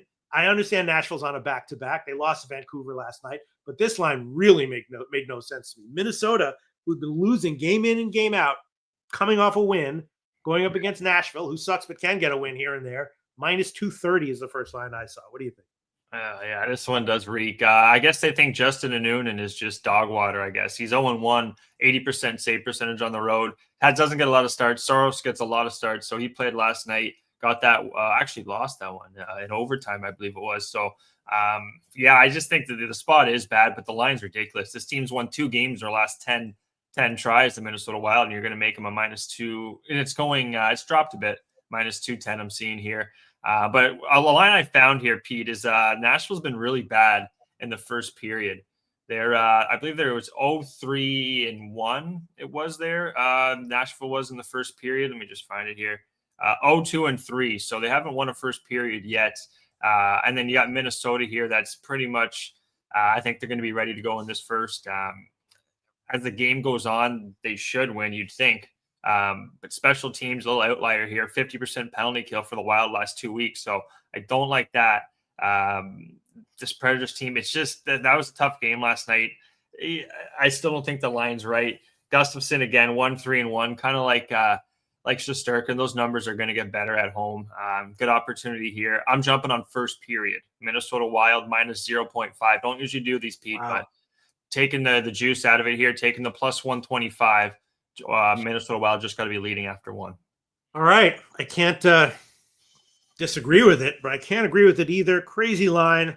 Free play, I'd chuck it on Nashville at the line, but I'm not going to bet it with my own money for sure. And I hope you cash, Mr. Gokster. All right, next game on the card, Tampa Bay, Colorado. Tampa Bay started off the year terribly. Now they've won 5 in a row, right? So they're rounding to form. And Colorado, a good team. They had been losing, then 2 nice wins, but then an OT loss though at San Jose as a huge favorite. So Colorado's good, obviously better at home. Usually we assume. But definitely inconsistent and definitely questionable as a big favorite as they are here. Not a huge favorite, but a big favorite. I'm not sure. I guess free play, I would throw it on Tampa Bay. Yeah, this one feels like an under. More I'm thinking about this game. I jumped on for another first period. A lot of first periods of today, Pete. First period, Tampa Bay Lightning money line plus 110. Mm-hmm. They're pretty much healthy right now. I was saying too last show that I was watching a game. I think it was against Vegas. 2-1 win. They beat Nashville 5-2, 2-1 Dallas, 4-2 Utah, and it was Vasilevsky that's been making the difference, I think, in those games too. So he's been playing well. You're going to need that against Colorado. Blackwood, 1 start at home coming off the injury, lost that game, 87% save percentage. 5-on-5, though, this team's pretty damn deadly, the Avalanche. Third 5-on-5, so he's going to get tested again here. Special teams advantage, Avalanche. Similar to the Oilers game, I'm a little worried 60 minutes, Oilers versus the Stars. Same with the Lightning versus Avalanche, so that's why I'm jumping on the first period. I'm just kind of riding the hot hand, but it's always tough to play in Colorado, third period, in that elevation. Colorado's always live if they're down. No doubt about that. If Tampa Bay gets up, I'll definitely be looking hard at taking the Colorado live. Yeah. For sure. But as far as the full game is concerned, I think it's going to be another pass for me. Let's look at the comment section. Let's look at the market. AM likes Lightning. Money line plus 125. Yeah. I like the number here. We got a lot of good hockey games. Really, some tight numbers here. Another one coming up. But, I just think Vasilevsky's playing really well right now, and it's tough to kind of jump off a hot goalie, especially a Vezina winning goalie in him. So, give me Lightning here. Yeah, that's weird. I'm not going to add it to my official slate, but I might tell you guys one of AM's favorite systems, like in the Lightning. Let's go ahead at plus money. All right, let's move on. Next game, Detroit and Vegas. Here we go. Detroit playing well in general, of course, winning a lot more than not. This is their last game of the road trip. They've won 3 of 4 so far in the road trip. And then Vegas, lost 3 of their last 4, but 3 were on the road, all against good teams. So Vegas has been hitting a few speed bumps recently, but they're still a good team. They should get back, a big defenseman for this one, I believe. Noah Hannafin, he's in, yeah. Yeah, and it's going to come soon. So, things should look more up for Vegas, I think, than they've been in the last few games. But you're laying a huge number here against not even a team that can get a win, a team that's winning more than not, a team that's playing well. Last game of the road trip, I know, but this is really tough to. It would just be Detroit or nothing here with a free play. There's no way you can give Detroit this kind of a money line, right? I agree, and I think we can see some goals here. Pete Gibson's going to be going on the road for the Red Wings, though, from what I'm seeing. I'm not a big fan of that. 1-2, 88% save percentage, though, did play over in the West Coast. Kira Schmidt there for the Golden Knights. He's 1-2, 87% save percentage. I believe Carter Hart was just signed by Vegas, picked up old Carter Hart there back in the NHL, I believe, Pete, just because of the Hill injury. So they're trying to figure out who their second goalie, I think, is going to be. Even their first goal, to be honest. Hill has not been nearly as good as he should be thus far. But yeah, this game here, short and sweet, guys. Goals. This Red Wings team, yeah, they're getting back Hannafin, Pete, but I don't think Detroit's the right team you want to. They're just they're like a Columbus. They're a fast-paced team, kind of like a Winnipeg. It's going to be tough, I think, for the Golden Knights. It's going to be back and forth hockey here tonight, and the goaltenders are going to be tested. Both teams are pretty much. Carson Sissons is going to be out there, or Colton Sissons, sorry, is going to be out. But other than that, both teams are healthy. Kane's out for Detroit. Give me the both teams to score. Enough humming and hawing here. Both teams have scored 2 goals. Tie this one in with the Islanders and the Bruins. You're getting that at plus 118 in this game, Pete. No reason why both teams can't score here against these goalies, in my opinion. Jason Meyer leaning Vegas, but betting Detroit because it's just such a. Let's see where the first line I saw was like Vegas minus 185, and it's right around the same. Yeah. Jeez. Yeah, totals actually dropped a little bit from the first line I saw.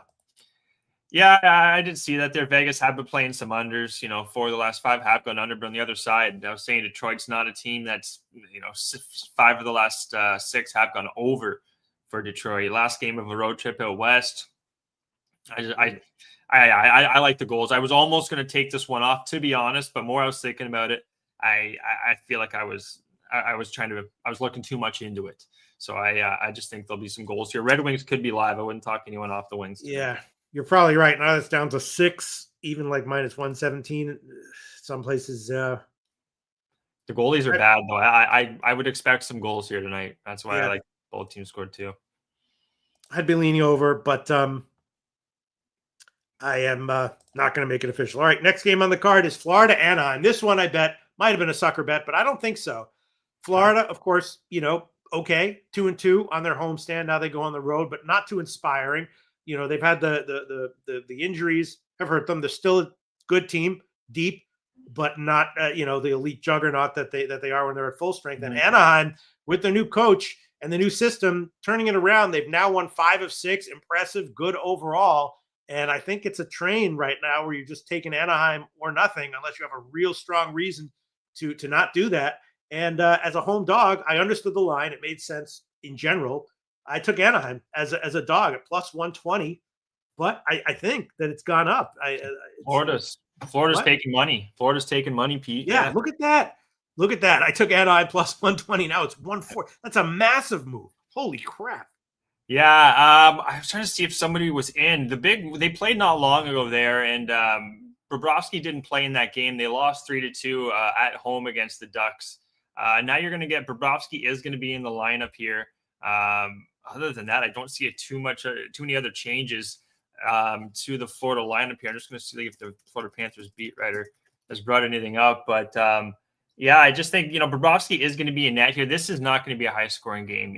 8 of the last 10 have gone under in the first period for Florida. They're missing their key guys, really, that kind of just key, the morale, you could say, or the juice of the team, with Kachuk and the other players and whatnot. So short and sweet here, guys. I know I've been humming and hawing a bit here. Yeah, Anaheim has been really good. The line is questioning, like, why would it be going up that much? Yeah, Bobrovsky's going, but they've been scoring. It just, I think this is going to be a lower scoring game. The 3-2 last time out, you had whoever their backup was at the time for Florida. But Bobrovsky in here, Dostal's playing solid too. They've only allowed they haven't allowed more than 3 goals from their opponent. 5 of the last 7 they've allowed less than 3. So Anaheim, it feels like an underpeat. I'm going no goal first 9 minutes 30 seconds plus 120 here. But first period under 1.5 I think is a good one as well. All right, I was thinking over and maybe the Anaheim team total over, but look at this. Ronnie Crawford, spreadsheet play today, Utah. There you go. Love it. Yeah. Not over. I already made it official the first period. Maybe I'll double up, something I already liked. And then Ron Crawford says spreadsheet play of the day. I have no problem adding. I'm sorry? Sorry, Utah's going to score too, Pete. If 3.5 team total over at plus money, I think is even live here as well. But now we have AM saying Panthers money line minus 142. Hot teams matchup. Better road team coming 1 or more straight wins, facing a home team coming off of 3 straight wins. Panthers also revenge. Go ahead. Sorry, another thing is like they played Florida too on the 28th, and they played Detroit and New Jersey. Florida played Anaheim, then they played Dallas, and now they're going to play Anaheim again. So they haven't. The legs are going to be. You can say this would help Florida for the most part, an older team. They haven't played as much. Now they're going out west to start a road trip. Yeah, they got LA, San Jose, Vegas. Start of a road trip, coming off a loss to a former team. You just played this team a week ago as well. Championship team. They're not going to give Anaheim much here, I don't think. So the unders, they feel live. Look at this, a 20-cent move in favor of Florida, and then AM, like in Florida, worth it, saying, would you take more Anaheim now that it's gone up even more, Pete? No, I agree, Anaheim or nothing. I might not hedge out, but I'm pretty clearly on the wrong side of that one. It happens. Yeah, good coaching matchup too. Old school coaching, Maurice and Quenneville, two guys have been in the league for like 20 years. So, this feels like an old school battle game. 3-2, 2-1, under 5.5. Yeah, you like I was leaning. Wow, I must be on the total wrong side of everything here then. I could be wrong, Pete. You never know. You could be right here. It could be like a 6-4 Anaheim or something, but I don't see it here. But especially Bobrovsky, didn't play that 28th game, and he's coming off of a decent win against Dallas. So yeah. But Bobrovsky, he's been all right this year, but has he been like some kind of lights out? Just bringing it up right now. 3 against Dallas, shutout against Vegas, 5-3-3. So before that shutout against Vegas, he was a little susceptible. 3 against Boston on the road, 3 against Buffalo, 2 against Detroit. The line moving up, Pete, I don't get that. I really don't get why it's moving that much for a hot team in Anaheim. All right. I might be screwing myself here. This might be just the wrong thing to do, but I'm gonna take a shot with the Anaheim team total over 2.5. So maybe if Florida wins, it's 4-3, 5-3, something like that. But what number? If Anaheim wins 2-1, I'll be pretty annoyed. But whatever. What number's on the 2.5, Pete? Minus 124. Yeah, I'll take it. I'll take a shot with it. Definitely interesting moves and interesting opinions. Opinions from the comments section. And also Gudas quickly, big defenseman there. He's day to day. Not sure if he's going to be in the lineup. That's you're going to want your big defenseman in the lineup against the Panthers. Yeah. Gadjevich is out. Same with Kulikov for the Panthers. So, all right. Well, I did it. All right. And on today's card, it seems like there's always a few lines that don't make sense, but in both NBA and NHL, it seems like there's a lot more than normal. And here we got another one: Winnipeg at LA. Winnipeg, great, right? They lost their first game of the year. Since then, they've lost like 1 or 2, just winning game in and game out. Yeah. LA had a good road trip, but like the Rangers, terrible at home. They've now lost 2. They lost 2 in a row at home, both as a favorite. They're winless at home, and now you got LA as a favorite. So this is like the friggin' New Orleans, the Pelicans game in the NBA, but even more stark because Winnipeg is hard to beat anywhere at any line. And you got LA as a favorite. The first line I saw was like minus 125. Let's check the market. I haven't checked the market yet. I guarantee you LA is 135. Let's see. No, still around 126. All right. But still, Winnipeg as a dog at LA. I know. I don't get it. I know. And then Kemper's 85% save percentage at home. Like you said, haven't got the win. All my stats too. Goals saved above expected. Advantage Helly. Net penalties, advantage Jets, goals forward, advantage Jets, power play, advantage Jets, everything, penalty kill, you name it. And then also this, Pete, Adam Lowry, their captain, he's going to be back in the lineup there tonight from what I'm seeing. First game of the year to start this road trip, going on a 4-game road trip. So they're getting their captain back too. It does really feel like a Jets play here. It's just team hasn't got a win at home. They're going to be hungry. I'm always cautious for a team, like a decent team too in the Kings. That hasn't got the win yet. They're only missing Fogel. On the other side, Jets, Barron's out, Sandberg's out, but the additional Lowry is going to be huge. I took again, no goal first 9 minutes, 30 seconds plus 120. I expect a low tight KG affair here. Hellebuck's been solid 3-0, doing what he does, 93% save percentage. I don't see the Kings just laying down, especially in the first 10 minutes here coming out, haven't won a game at home. Jets got a bit of juice getting their captain back. I was almost going to take the first period draw here, to be honest, Pete, but just a no-goal first 9 minutes, 30 seconds. No, I mean, the Kings are obviously better than what we've seen recently. They'll probably string together 8 or 10 home wins in a row, including a few against elite teams at some point this year. Mhm. But it's just a weird thing, and I think I'm going to take a shot with the first period over because first period under, because if the Kings are going to try to, buckle down and get a win, they're going to have to D up, right? Yeah, especially against Winnipeg, who's putting up, 5, 6, 4, 5. They've been scoring lately, so. Yeah, they're going to have to D up. All right. Again, risky, but most bets that you make in sports betting are at least a little bit risky if you look at it from a certain perspective, or if you look at it long enough. I'm going to take a shot with the first period under. Okay. 1.5 minus 106. Maybe I'll shop around and find better, but I'm going to take a shot with that. First period under 1.5 minus 106. Look at the comments section to see if anyone is last four matchups, Pete, under 5.5 is hit. So these two teams usually, when they match up there. Yeah. I do kind of like. No, sorry, I'm gonna get minus 104. I do kind of like the full game under as well, but yeah, it's down to 5.5. I could buy the 6 at minus 125. Damn, that is tempting. Yeah, that is very tempting. That sure is pretty tempting, isn't it? And FT8 skates just came out nice. Is Winnipeg? I mean, they've been putting up some high. They have a productive offense though, don't they? Yeah, they do. They definitely do. They're not really they're getting their captain back too, so that's just changing up the lines. I don't know what their lines are going to be before that. He's a third line centerman. Lowry's with Tanner Pearson and Nino Niederreiter. They got Tues centering that second line. Good to see Tues back in Winnipeg, or not back in Winnipeg, but hometown. And who's this guy? Kemper? He's the LA goaltender. He kind of sucks, doesn't he? Yeah, that's the thing. Like, you expect the team to do everything they can here. It's just Kemper on the other side. He's got to be better. 86% save percentage at home, not good enough. Power play's only been 9% last 2 weeks for the Kings. Yeah, the under feels like the play more we're looking at. It does, and I feel like I've seen this so many times. I take the first period under. First period's 2-zip, and then the final score's 3-2. The full game under cashes, but I'll just stick with it. If it is 2-zip after the first period or during the first period, I'll probably look hard at taking a live under for sure. Love it. If it's 2-1 after the first period, I will almost definitely be on a live under. But officially, I'll just stick with that right now. All right, Mr. Gokster, great segment as always. Let's review. You ready? Let me start. I'll go first. Utah first period minus 123. Their team total over and full game is probably good as well. That is the Ron Crawford spreadsheet play of the day.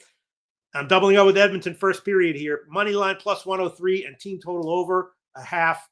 1 goal minus 151. Anaheim team total over 2.5 minus 124, and Winnipeg LA Kings first period under 1.5 minus 104. I guess that's it. A lot of games on the card today, but only a few official bets. That's all right though. Mr. Gokster, please review. All right, we did pretty good last week there. Hit every game on the board. Very nice. I'm gonna go with all of them again. All 10 games we got action. Both teams to score. Bruins and the Islanders tied in with the Detroit game in Vegas, guys. Most books have this. Both teams scored 2 goals plus 118. I'm gonna go first period bets here. First period Flyers money line plus 124. We're on the Oilers first period money line plus 100. Tampa Bay first period plus 110, and then also Minnesota to be leading after the first period here, minus 0.5 plus 125. Utah, I'm with everyone here on Utah money line and the over team total over 2.5 minus 110. Rangers is going to be an ad here, minus 102 against Hurricanes. Love this one, and the no goal first 9 minutes 30 seconds. Then 2 more here. Again, no goal in the first 9 minutes 30 seconds. Panthers, Ducks, and Jets, Kings. Don't expect there to be a lot of goals in those final 2 games tonight, Pete. Oh, and AM pointing out, well, thank you very much, Mr. Gokster. AM pointing out, Kings have 2 systems that say to bet them. Jets have 1. And he says, game looks like an under. Yes, I agree. And I'll probably be on the full game under. And definitely if the first period is high scoring, looking hard, and definitely almost certainly pulling a trigger on a live under. Love it. All right. All right, buddy. Mr. Gokster, thank you so much. We'll see you again next Tuesday. Good show as always, Pete. Look forward to next Tuesday. Be good, guys. Absolutely. All right, now we're going to talk college football with Gorky. and Dabby Cab. We're going to talk the two Thursday game. I mean, the two MAC games, and then we're going to get into Dabby's picks. All right, so Jose Bouquett, how are we going to do this? Are either of those guys going to join me for the Tuesday games for the MAC games? Yeah, Gorky will join you. I'm sure Gorky's interested, and Cab will be here for those first two games. We'll talk UCLA, get Gorky's parlay in there. Yeah, the whole thing. Wonderful. Everyone, welcome to the show, Gorky. It's nice to see you, Gorky. There you go. We had you there, Gorky, for a second. And there you go. Nope.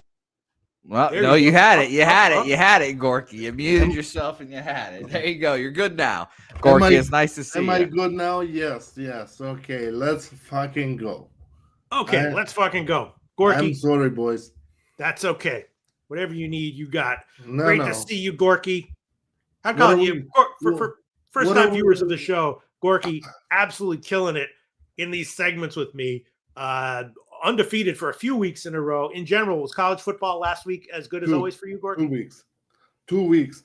This is the first season, Pete, that it's going this well, and I don't want to jinx it, but Absolutely. I did take a loss on the chin last week, and unfortunately, Georgia Tech absolutely poo-pooed the bed and deserved what happened to them.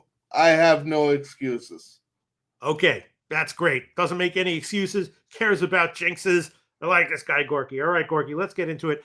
Two interesting games on the card tonight. First, we're going to start with, we got two Miami, Ohio, two great teams. UMass and Akron, two shitty teams. Akron's not really shitty. They used to be. Now they're not. UMass definitely shitty. So let's start with that. UMass and Akron. UMass, of course, winless, mostly losing ATS as well.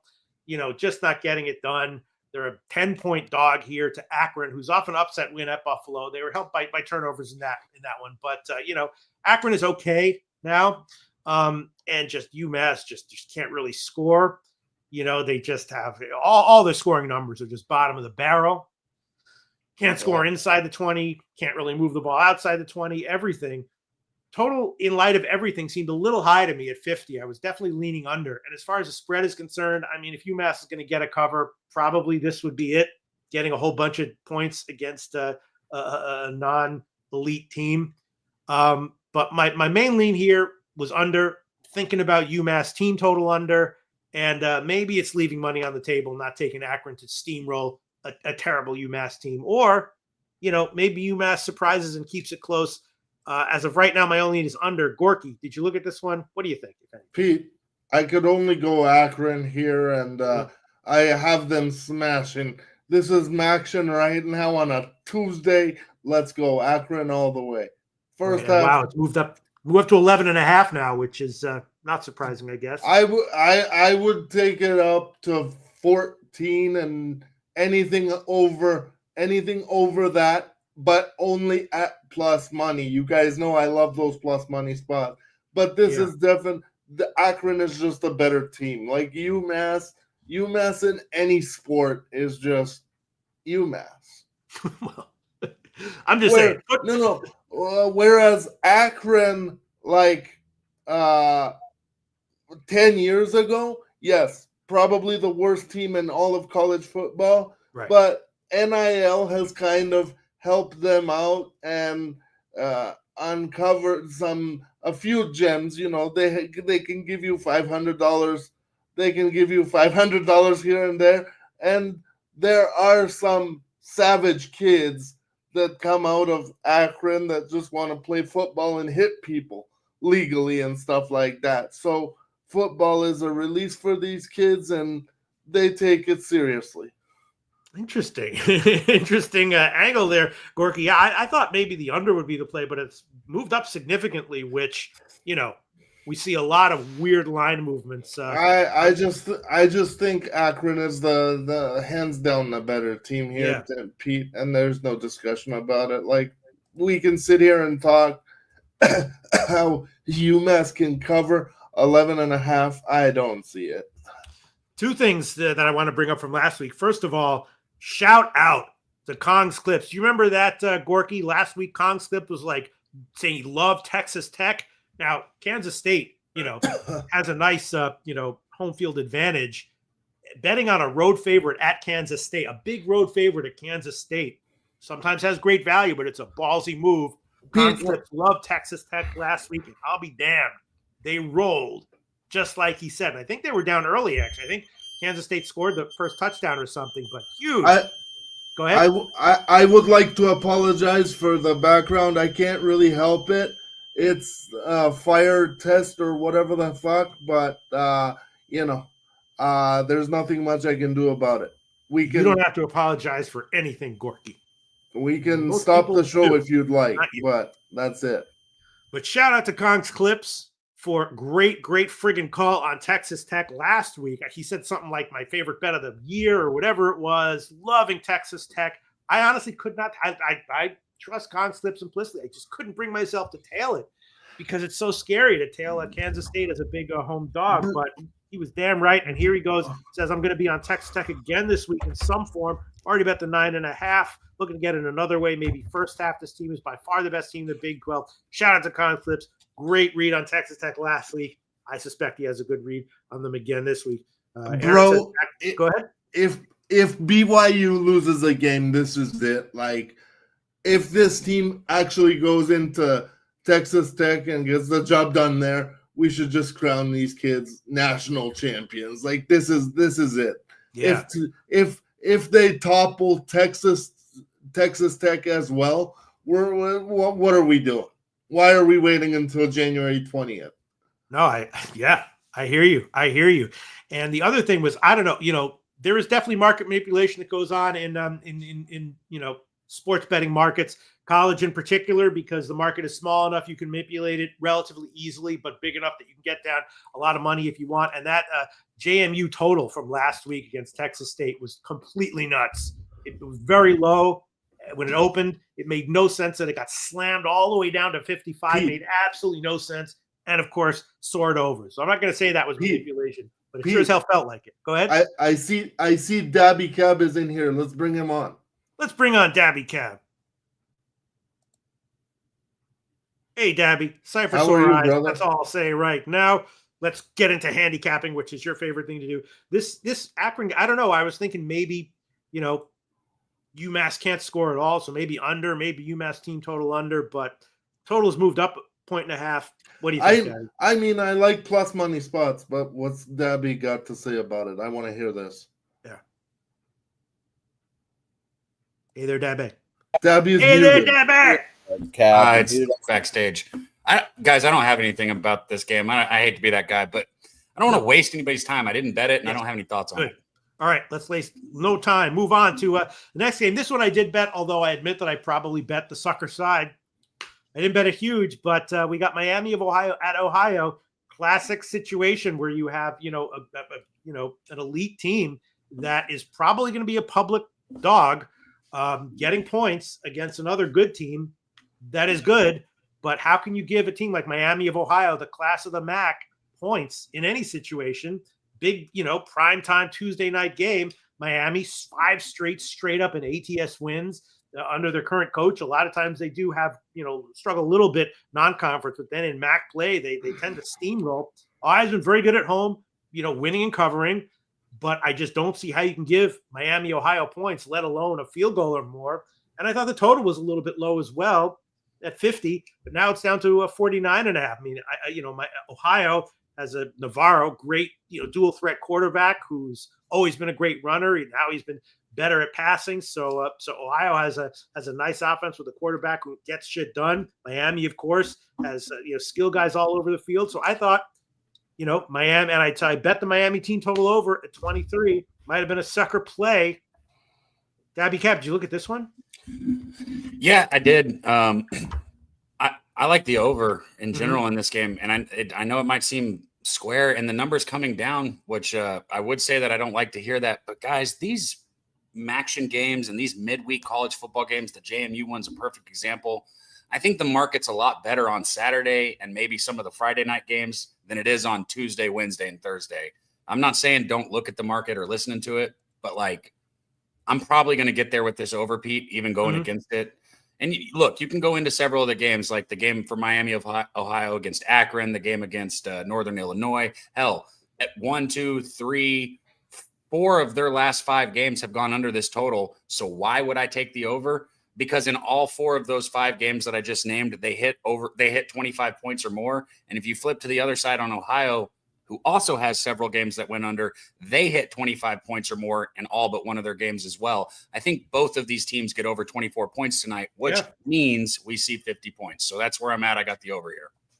Well, I'll start with making the Miami, Ohio team total over official 23 minus 139 I could take, or the 23.5 minus 132. So I'll take the 23 minus 139, which actually could be a key number because Miami of Ohio also has an excellent kicker. So they convert their field goals. So, a number like 23, which means that there's going to be, if they landed on 23, be a bunch of field goals. That's entirely something that could happen. Justin McKelvey, like in Miami of Ohio as well. Yeah, it's down to, I took it at 3.5, even though I knew it was probably going to be a public dog play. Maybe not though. Now it's down to 2.5, and the over has dropped as well. So yeah, maybe these line moves and the market moves are just wrong. Maybe I'll triple up on this. Gorky, did you look at this at all? It's for me, I'm not gonna be on this probably, but if I had to pick a side, how can you go against Parker Navarro and this Ohio State or Ohio team? I should say they are from Athens, Ohio. Mm-hmm. And there you go. Wine Time Sport. Wine Time Sports liking the under. Wow. Okay, but also like in Miami of Ohio.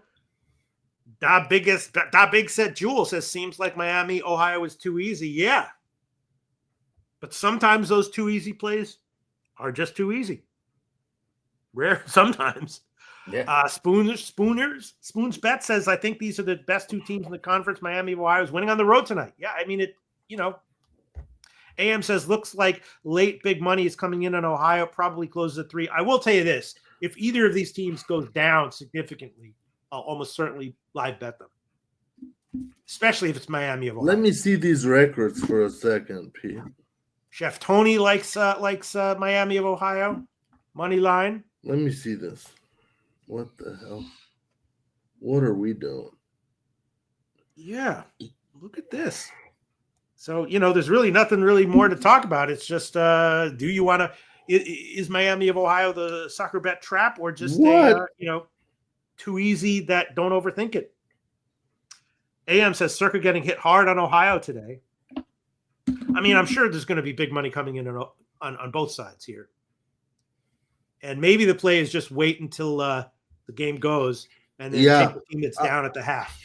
I have to be off of this game because everything numbers wise, offensively, anyways, favors Ohio. They are the home team, but I just can't get value on them right now unless I dig deeper. And right now we don't have time for that.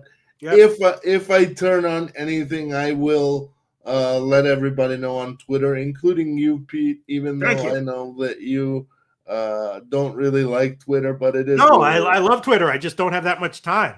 I know you're a busy man. I get it. It's like I don't do laundry that much. I don't have anything against laundry. I just don't have that much time. Yeah, I get it. Oh, man. All right. Well, I will make the Miami, Ohio team total over 23 official minus 139. And I'm also going to be looking at live and halftime bets on, if either team goes down. I'll certainly be monitoring the market moves. But yeah, I mean, it wouldn't be a surprise if Ohio wins comfortably. But is it a 50% proposition? I don't think so. That's it. All right, there you go. All right, let's move on. Now we got some Saturday games that you guys want to talk about. We're going to start with Dabby's games, and then we'll go to Gorky to see if Gorky has anything to say about them, and then we'll go to Gorky. Not a problem. And then Dabby can stick around and see if he has anything to say about it. First game, Dabby's going to talk about Texas A&M and Missouri. Man, this is a tough one. If there's anyone I trust on this game, it's going to be you, Dabby, because Texas A&M, they're both off buys, right? Texas A&M, of course, Texas A&M, of course, still undefeated. Missouri, good, but slumping a bit recently. But laying a big number here with Texas A&M. I didn't see where the line moved, but the first line I saw was like 6.5. Again, both teams off buys. Texas A&M great, but is 6.5 too much? You tell us, Dad. So I got in at -6, Pete, and I gave it out yesterday on the sesh. And I told everybody, I said, this should close at 7.5. And I don't endorse a 7.5. Right now it's sitting at that 7. And I could see it doing either. It could sit at the 7 all week, and then before kick, it could drop back down to that 6, or it could go over that threshold and get to that 7.5, 8 spot. If you want to ride with me right now, I'm not a huge fan of buying points in college football, but buy it down to the 6.5. I make the lines before I see the lines, Pete. And with a team like A&M, who I'm very in tune with, it's important how close my line is or how accurate it is. And what I said this line should be was 7.5 when I made the line. I thought it should be a 7.5. And so the fact that I saw under a 7, I had to bet it. I can talk about how electric this A&M offense has been with, Mario Craver or KC Concepcion or Ruben Owens in the backfield has stepped up with Le'Veon Moss being hurt, Marcel Reed in the Heisman talks. But really what I think is going to be a big factor is the defense.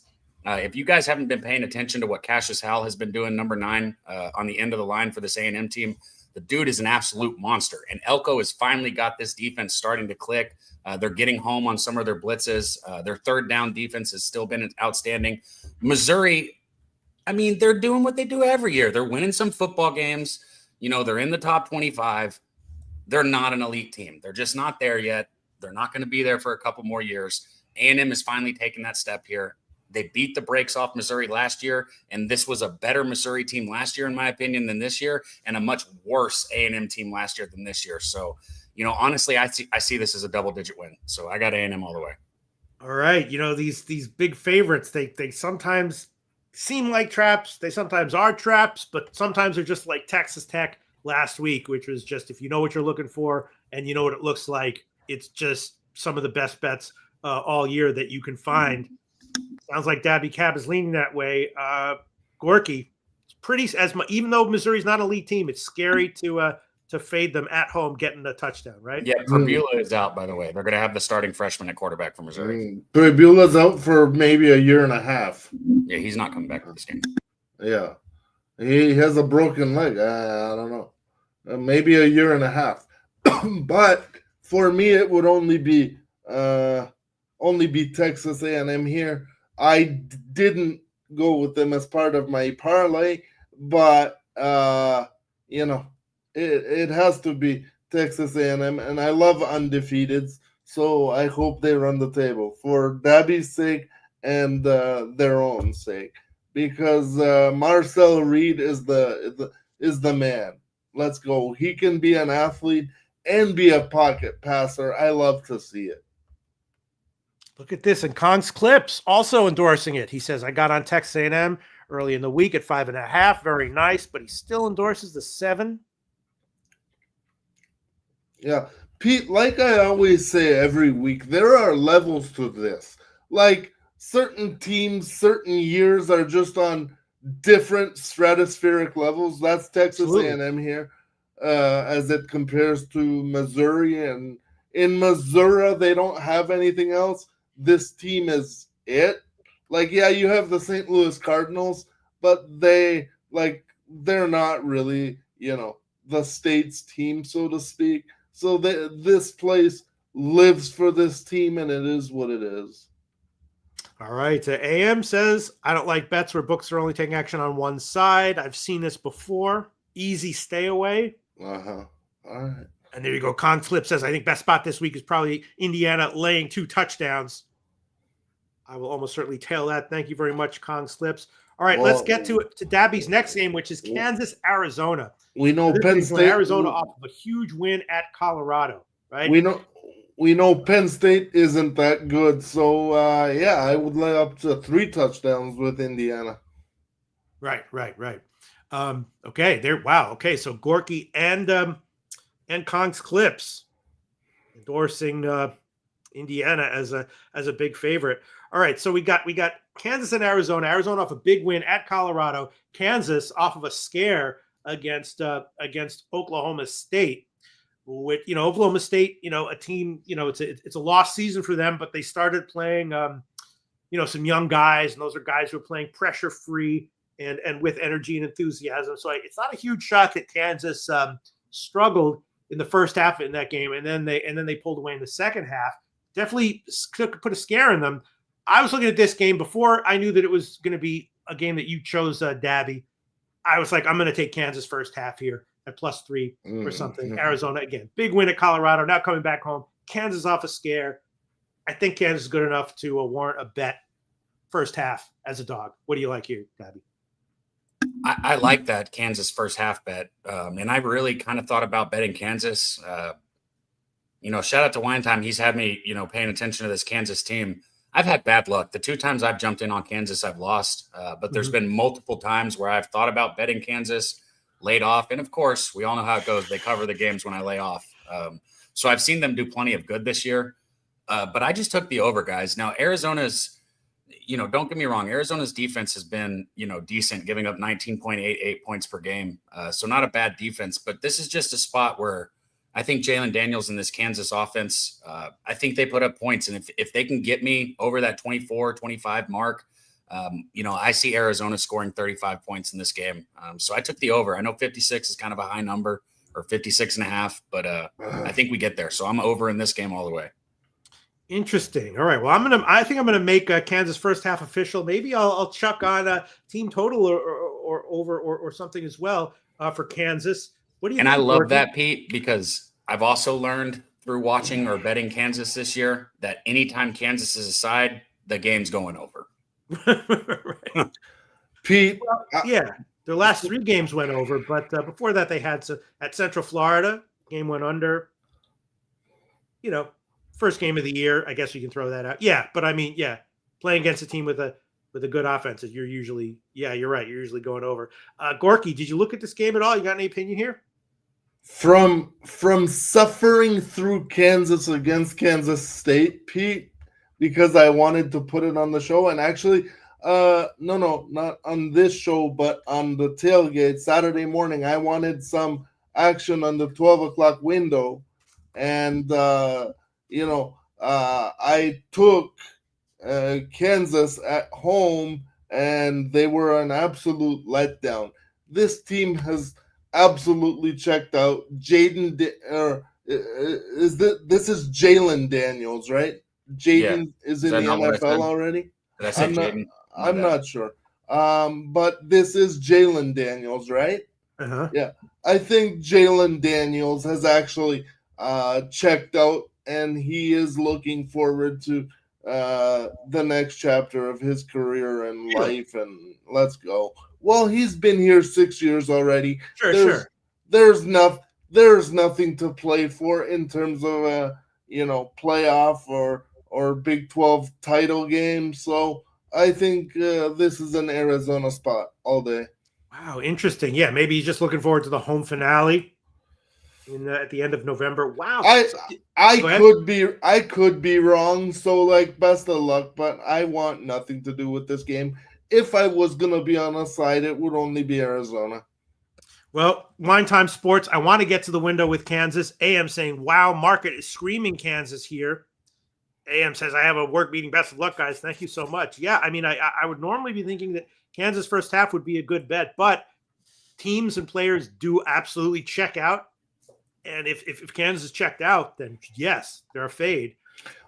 Pete, if you are a favorite at home against your in-state rival and you've lost 9 straight to them, don't you come out with some heart and actually maybe try to win the game instead of having them take your face and absolutely punch you in the motherfucking teeth? And I'm sorry for cussing, but it was what it was. Okay. You don't have to apologize. You guys remember Augie Garrido, the old coach for Texas baseball? Yes. You ever seen the video of him where he's yelling at the team afterwards and he's like, if this was a fucking fight, you all got your fucking teeth knocked out. You're laying in the hospital with what? And he's just screaming at him. It is so funny. YouTube it if you haven't. But my favorite video like that is from Revenge of the Nerds when the guy John Goodman goes, "You just got your asses whipped." They got a bunch of goddamn nerds. They got absolutely dog walked that entire game, Pete. Like you got their asses whipped, but Kansas State is not a bunch of goddamn nerds. No, you're right. I mean, turnovers mattered. They just got down early and it got away from the Kansas State loss is bad. The main issue here is just what Gorky said, if they've checked out or not. Kansas is not checked out. I love them first half. If they have checked out, then you're right. It's Arizona. Kansas State is also not that good. They were made to look good by a lack of tackling and a lack of commitment to getting a guy space to do stuff. Like, that offensive line just didn't do it. Man, these are basketball schools, and let's go. The student body has moved on to basketball. All right. Well, I was gonna make a Kansas first half an official play here and go for it, but I'm gonna hold off for now. You might be right. You might be right that he's checked out at maybe the Utah game, but Utah's a good team though. Yeah, I don't know. Yeah, but Utah's gonna have something to play for the all Mormon Big 12 title game. So maybe Arizona team total over. Maybe you're right, Dabby. Just the over. That's where I'm at, Pete. Okay, great analysis, guys. All right, now let's get to Gorky's games. Dabby, please stick around. Tell us what you think. Here we go. Nebraska, UCLA. This is Gorky's game, right? UCLA off a bye and an embarrassing blowout loss, laying only 3. That's the first line I saw. We'll see if it's moved to Nebraska. This is a line that surprised me a little bit. I thought UCLA would be a bigger favorite here, and I don't know. I was thinking that UCLA might be a great bet. I'm glad it's a game you chose, Gorky. You like UCLA here? Nope. Okay, tell me. I'm on the other side. When I placed the bet, I did not know that Dylan Raiola had shattered his leg, but I then went in to look at like this kid who's the backup, his stats. I think his name is Lafiti or something like that. Yeah. He's actually half decent. Like, I think that the Nebraska defense that's, full of actual upperclassmen and men at that will do enough to keep this game competitive. I have it at Nebraska plus 2.5 for plus 100 odds. So I liked that spot. I actually also like them to win the game outright, but I'm not going to move on that because I don't want to double up in this spot. Like 2.5 is one of those spots where you are going to have to win the game in order to cash this bet anyways, more than likely. Like there's very few, 1-point games in college. Well, now it's down to 1.5. So obviously a move towards Nebraska. Very interesting take here, Gorky, and we got Wine Time Sports though saying I'm worried about the freshman QB that's starting. He might be better. Yeah, a lot of times, especially in college sports, when a big name player or a star goes down. I'll tell you what. I feel more confident after seeing his actual numbers and not based on that game where he came in after Raiola shattered his leg, but like his overall numbers. He has like 15 out of 16 completions this year or something like that. Obviously, that's been garbage time, but even still, you're a freshman, you're getting it done. And like, I'm basing this win coming from the defensive side of the ball anyway. The freshman, all he has to do is not, completely fuck up the game. Yeah. Wine Time Sports says UCLA would have beaten these guys with Raiola. But I think he says he likes him. He says, but UCLA should win. So at minus 1.5, I'm assuming he also thinks UCLA at minus 1.5 is probably an okay bet as well. Wow. But listen, I tweeted at our boy Wine Time, and I said I know that he's going to be on the other side, so that doesn't surprise me at all. Right. Well, these are like your friggin' this is your special. This is a Gorky special, a home favorite that seems maybe a little bit too low. And the Road Dog is a great bet according to Gorky. And this year, those have been your best. Those have been just mind blowing. Awesome calls, Gorky. Dabby, what do you think about this one? You know, I've been on the opposite side of Wine Time for 2 years now since we started doing shows together. But the one thing I haven't done is I've been on the opposite side of him with UCLA. Look, there's certain things like that I just take, right? I don't do a ton of NBA, but right now, and pretty much always, there's no chance I would go on the other side of Dutch with how hot he is, right? Mm-hmm. I've seen Wine Time's record over the last few years with UCLA. I know that it's not profitable, so I would have to be unbelievably passionate about Nebraska to take them right here. And I couldn't give a fuck less about Nebraska. So for me, I either ride UCLA with Wine Time if he's on it, or I don't bet this game. That's Justin McKelvey pointing out now a huge market move towards the Pelicans. They're now 4 juiced or 4.5. Unbelievable. Pelicans are winless, Dabby Cab. Winless. They've been a dog every game. Now they're wild. A favorite. They opened at 1.5. Now they're up to 4 or 4.5. Unbelievable. Got to be the side. All right. Yeah, man. Well, thank you, Gorky. I probably would have had a bet on UCLA. Now I'm thinking Nebraska, and might be the right side, and definitely. I don't watch the Pelicans win their first game by 4 points. I don't know. It all depends on the day and how the kid feels and blah blah blah blah blah. But like you never know, right? And the good thing is that everybody starts from ground zero. No pun intended. But like it is what it is. You don't. What's the pun? You don't know how good he's gonna be until he actually steps out there and either does really, really well or shits the bed. Right. I know. I understand your capping opinion. I'm saying, what's the pun? I didn't get it. No. Forget the pun. Okay. Well, let's go. Move on, please. Yes, let's move on. All right. Wow. I think Nebraska might be the play here. You probably are right again, Gorky. Maybe I'll think about betting a pregame or doing it live. And then, Gorky, you have another parlay you want to hit us do. Up with. Yes. Tell us about that. I do. I have a parlay. Let me get it out here just so that I don't fuck it up. I will be right on this. Just a moment, please. What's the parlay? What's the parlay? Where is it?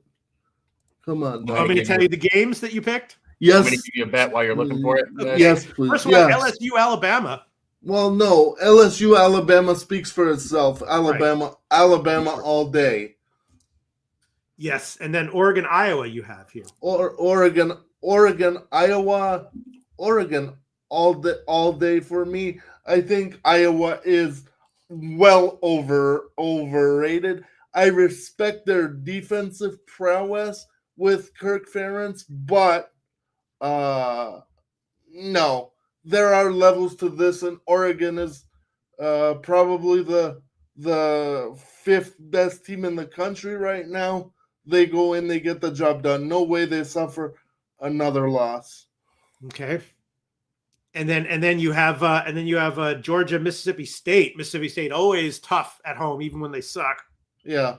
Well, Mississippi State doesn't suck right now. They're actually really good. But I'm saying even when they suck, they're tough at home. But like I always say, there's levels to this. Georgia is just – I love Georgia right now because Georgia doesn't give a single fuck about covering spreads. All they care about is winning the game. Win the game. And there's another 5 or 6 games to do that. So this is another one where they will. And let's go. Georgia's going to get us paid. I mean, Mississippi State, of course, they're only the Texas A&M game was that's the only game they lost ATS this year at home. They took Texas to OT. They took Tennessee to OT at home. They're just a tough out. Yeah, but Georgia hasn't made their road an easy one, and I think that's intentional. Mm-hmm.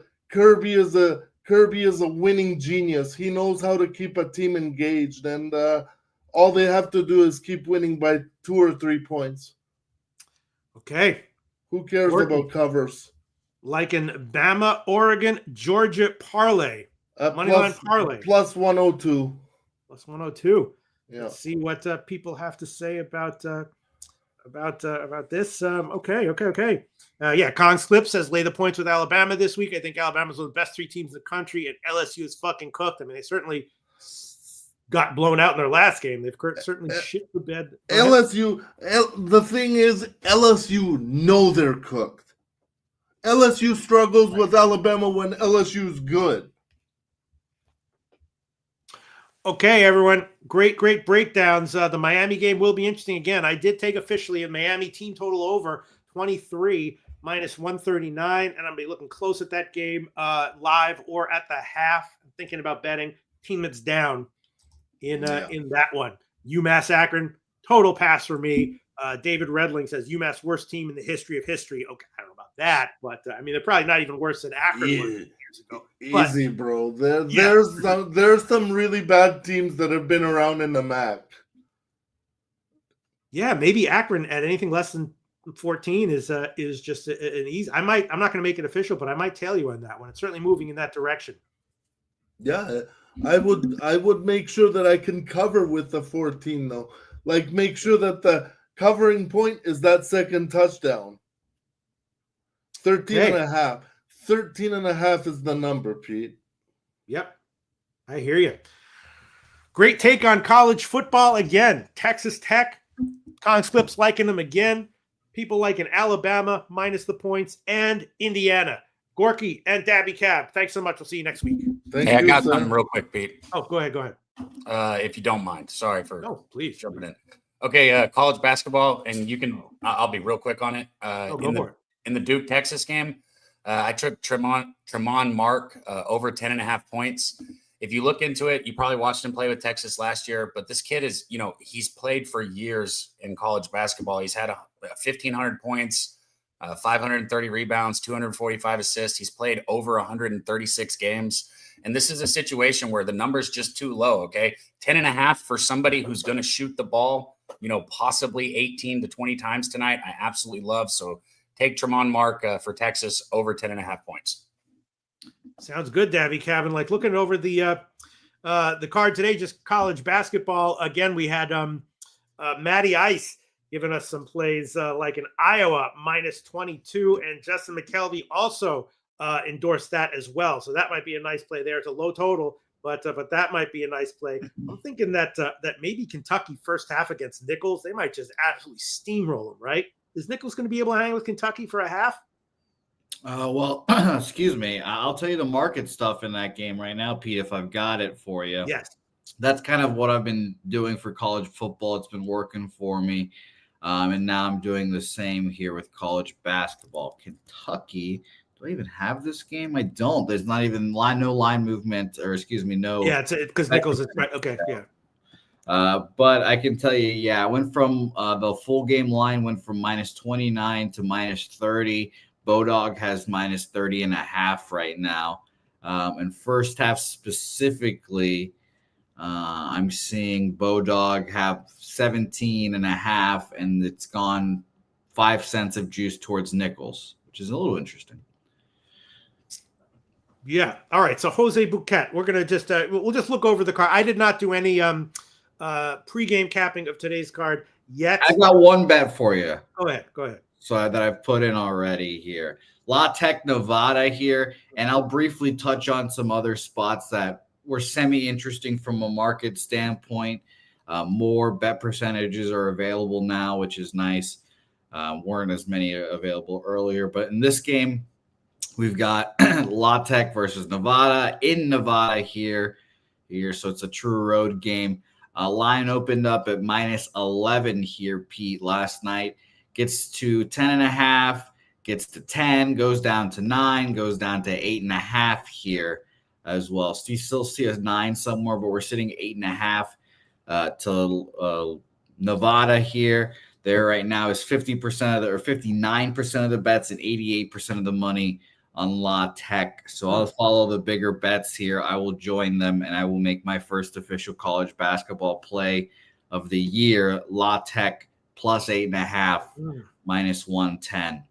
So that's interesting. And now quickly, Pete, I'll just mention some market spots I found interesting. is this Purdue? I put PU, and there's so many PUs on the fucking board here. Yeah, it's Purdue versus Evansville. 86% of the tickets and 77% of the money is on Purdue here. Line predictably steams towards them.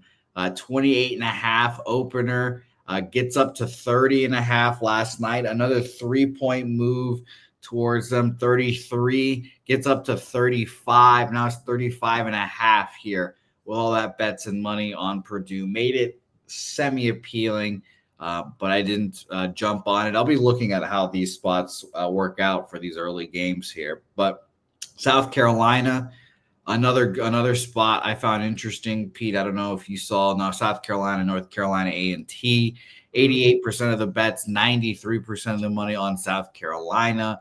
Another instance of this line going up, minus 20 up to 23, and minus 23 at BOL, 22.5 at Bookmaker and Heritage here. Is that enough points with all that bets and money move? I'm not betting it, so I'm going to keep tracking it and to see. And quickly, last one here, so I don't just talk the whole time here. Oh, no, this is great. Same thing with Texas Tech Lindenwood. By the way, 91% of the bets, 89% of the money on them, 31 up to 34.5. So again, I'll be looking at those three spots as like, I'm not there in my college basketball capping enough to feel secure and join 90+% of the bets on money on one side. But the line at least moving in that direction pretty heavily made me think like, okay, these might be some smash spots here. But Duke, Texas, predictably everyone's on Duke. 78% of the bets, 90% of the money on Duke. And, I was hoping that the line would come back for Texas here, and I could feel a little confident betting Texas. But this opens 7.5, gets up to 9 quickly here. Got up to 9 at 8 a.m. this morning, 7:30 this morning, and now up to a 10 already here for Duke. A lot of bets and money all over them. We'll continue to monitor to see how that works. But at least if you bet that side, you should feel confident that the line's at least moving in your direction. But my first and only bet on the card is La Tech plus 8.5. Hey, look at this. Willie Johnson. Hold on a second. Let me copy and paste this. Will Johnson giving us a women's college basketball 4 p.m. NC State plus 110. Maybe I'll blindly tail that. Yeah, and of course Matty Ice like in UT Martin plus 17.5. Also like in Iowa minus 22.5. That's also endorsed by Justin McKelvey, and Portland State plus 10.5. Yeah, I tailed Wine Time and Justin on Iowa minus 22. I'll pull a Peter Loshak and say, since I'm not going to steal their bet, I won't put it on my record. But you can do whatever you want. I mean, but I'll only take the one official. We'll see how we go in the college basketball. And Matty I saying Nevada is down this year, but home court and Mountain West Conference is still a thing of importance.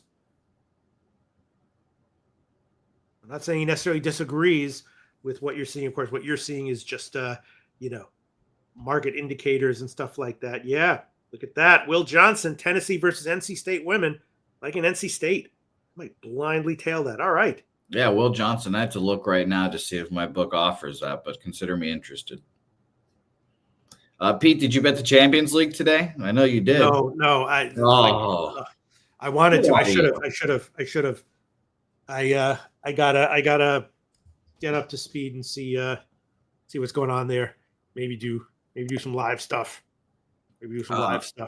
And by the way, I will be now blindly tailing Will Johnson, North Carolina State. I'm getting plus 1.5, minus 110. I'm not even getting money lines, which is fucking hilarious. But I'm with you, Will Johnson. So I'll see you tomorrow with either happy faces or I will be cursing your name quietly and then saying I respect you. But I'm with you, Will. Let's ride. Another great friggin' show with all the guests, everyone in the comments section. You're tailing, right? I'm sorry? You're betting that women's basketball, right? I think so. Yes. Okay. Yeah, I'd like to receive a text message from Peter Loshak later in the day saying that was the right side. Thank you, Will Johnson. That was a great bet, Will Johnson. So I hope I do get that. Yeah.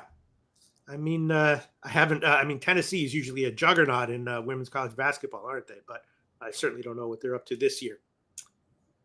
Okay, Justin. Jose Bouquett. Anything else we need to say? No, Pete. I hope you enjoy. People talk about the total in the Duke game. Jose Perez like an under. Justin like an over. I'll quickly tell you that there is 80% of the bets and 90% of the money on the over in that game here. And let me look and see where that total has gone here real quick. A lot of these early season games, obviously you can just blindly bet, over as the first half and everything. But maybe when you have, I don't think that rule necessarily applies when you have, two top teams going head to head. Well, I'll say it's a U-shaped movement, Pete. Opened at 53, got down to 52, 51 and a half at 7 a.m. this morning, and then it's back up to 53 here. For the total. For the total, yeah. And all the bets and money are on the over. I tend to lean under there. But, If I was going to lean under, I'd be leaning first half under on that one. Shout out. I might actually bet it. Good luck. I can't wait. Yeah. All right. The point is, it was another great show. Thanks to everyone, and we'll do it all again next Tuesday. Thanks, everyone.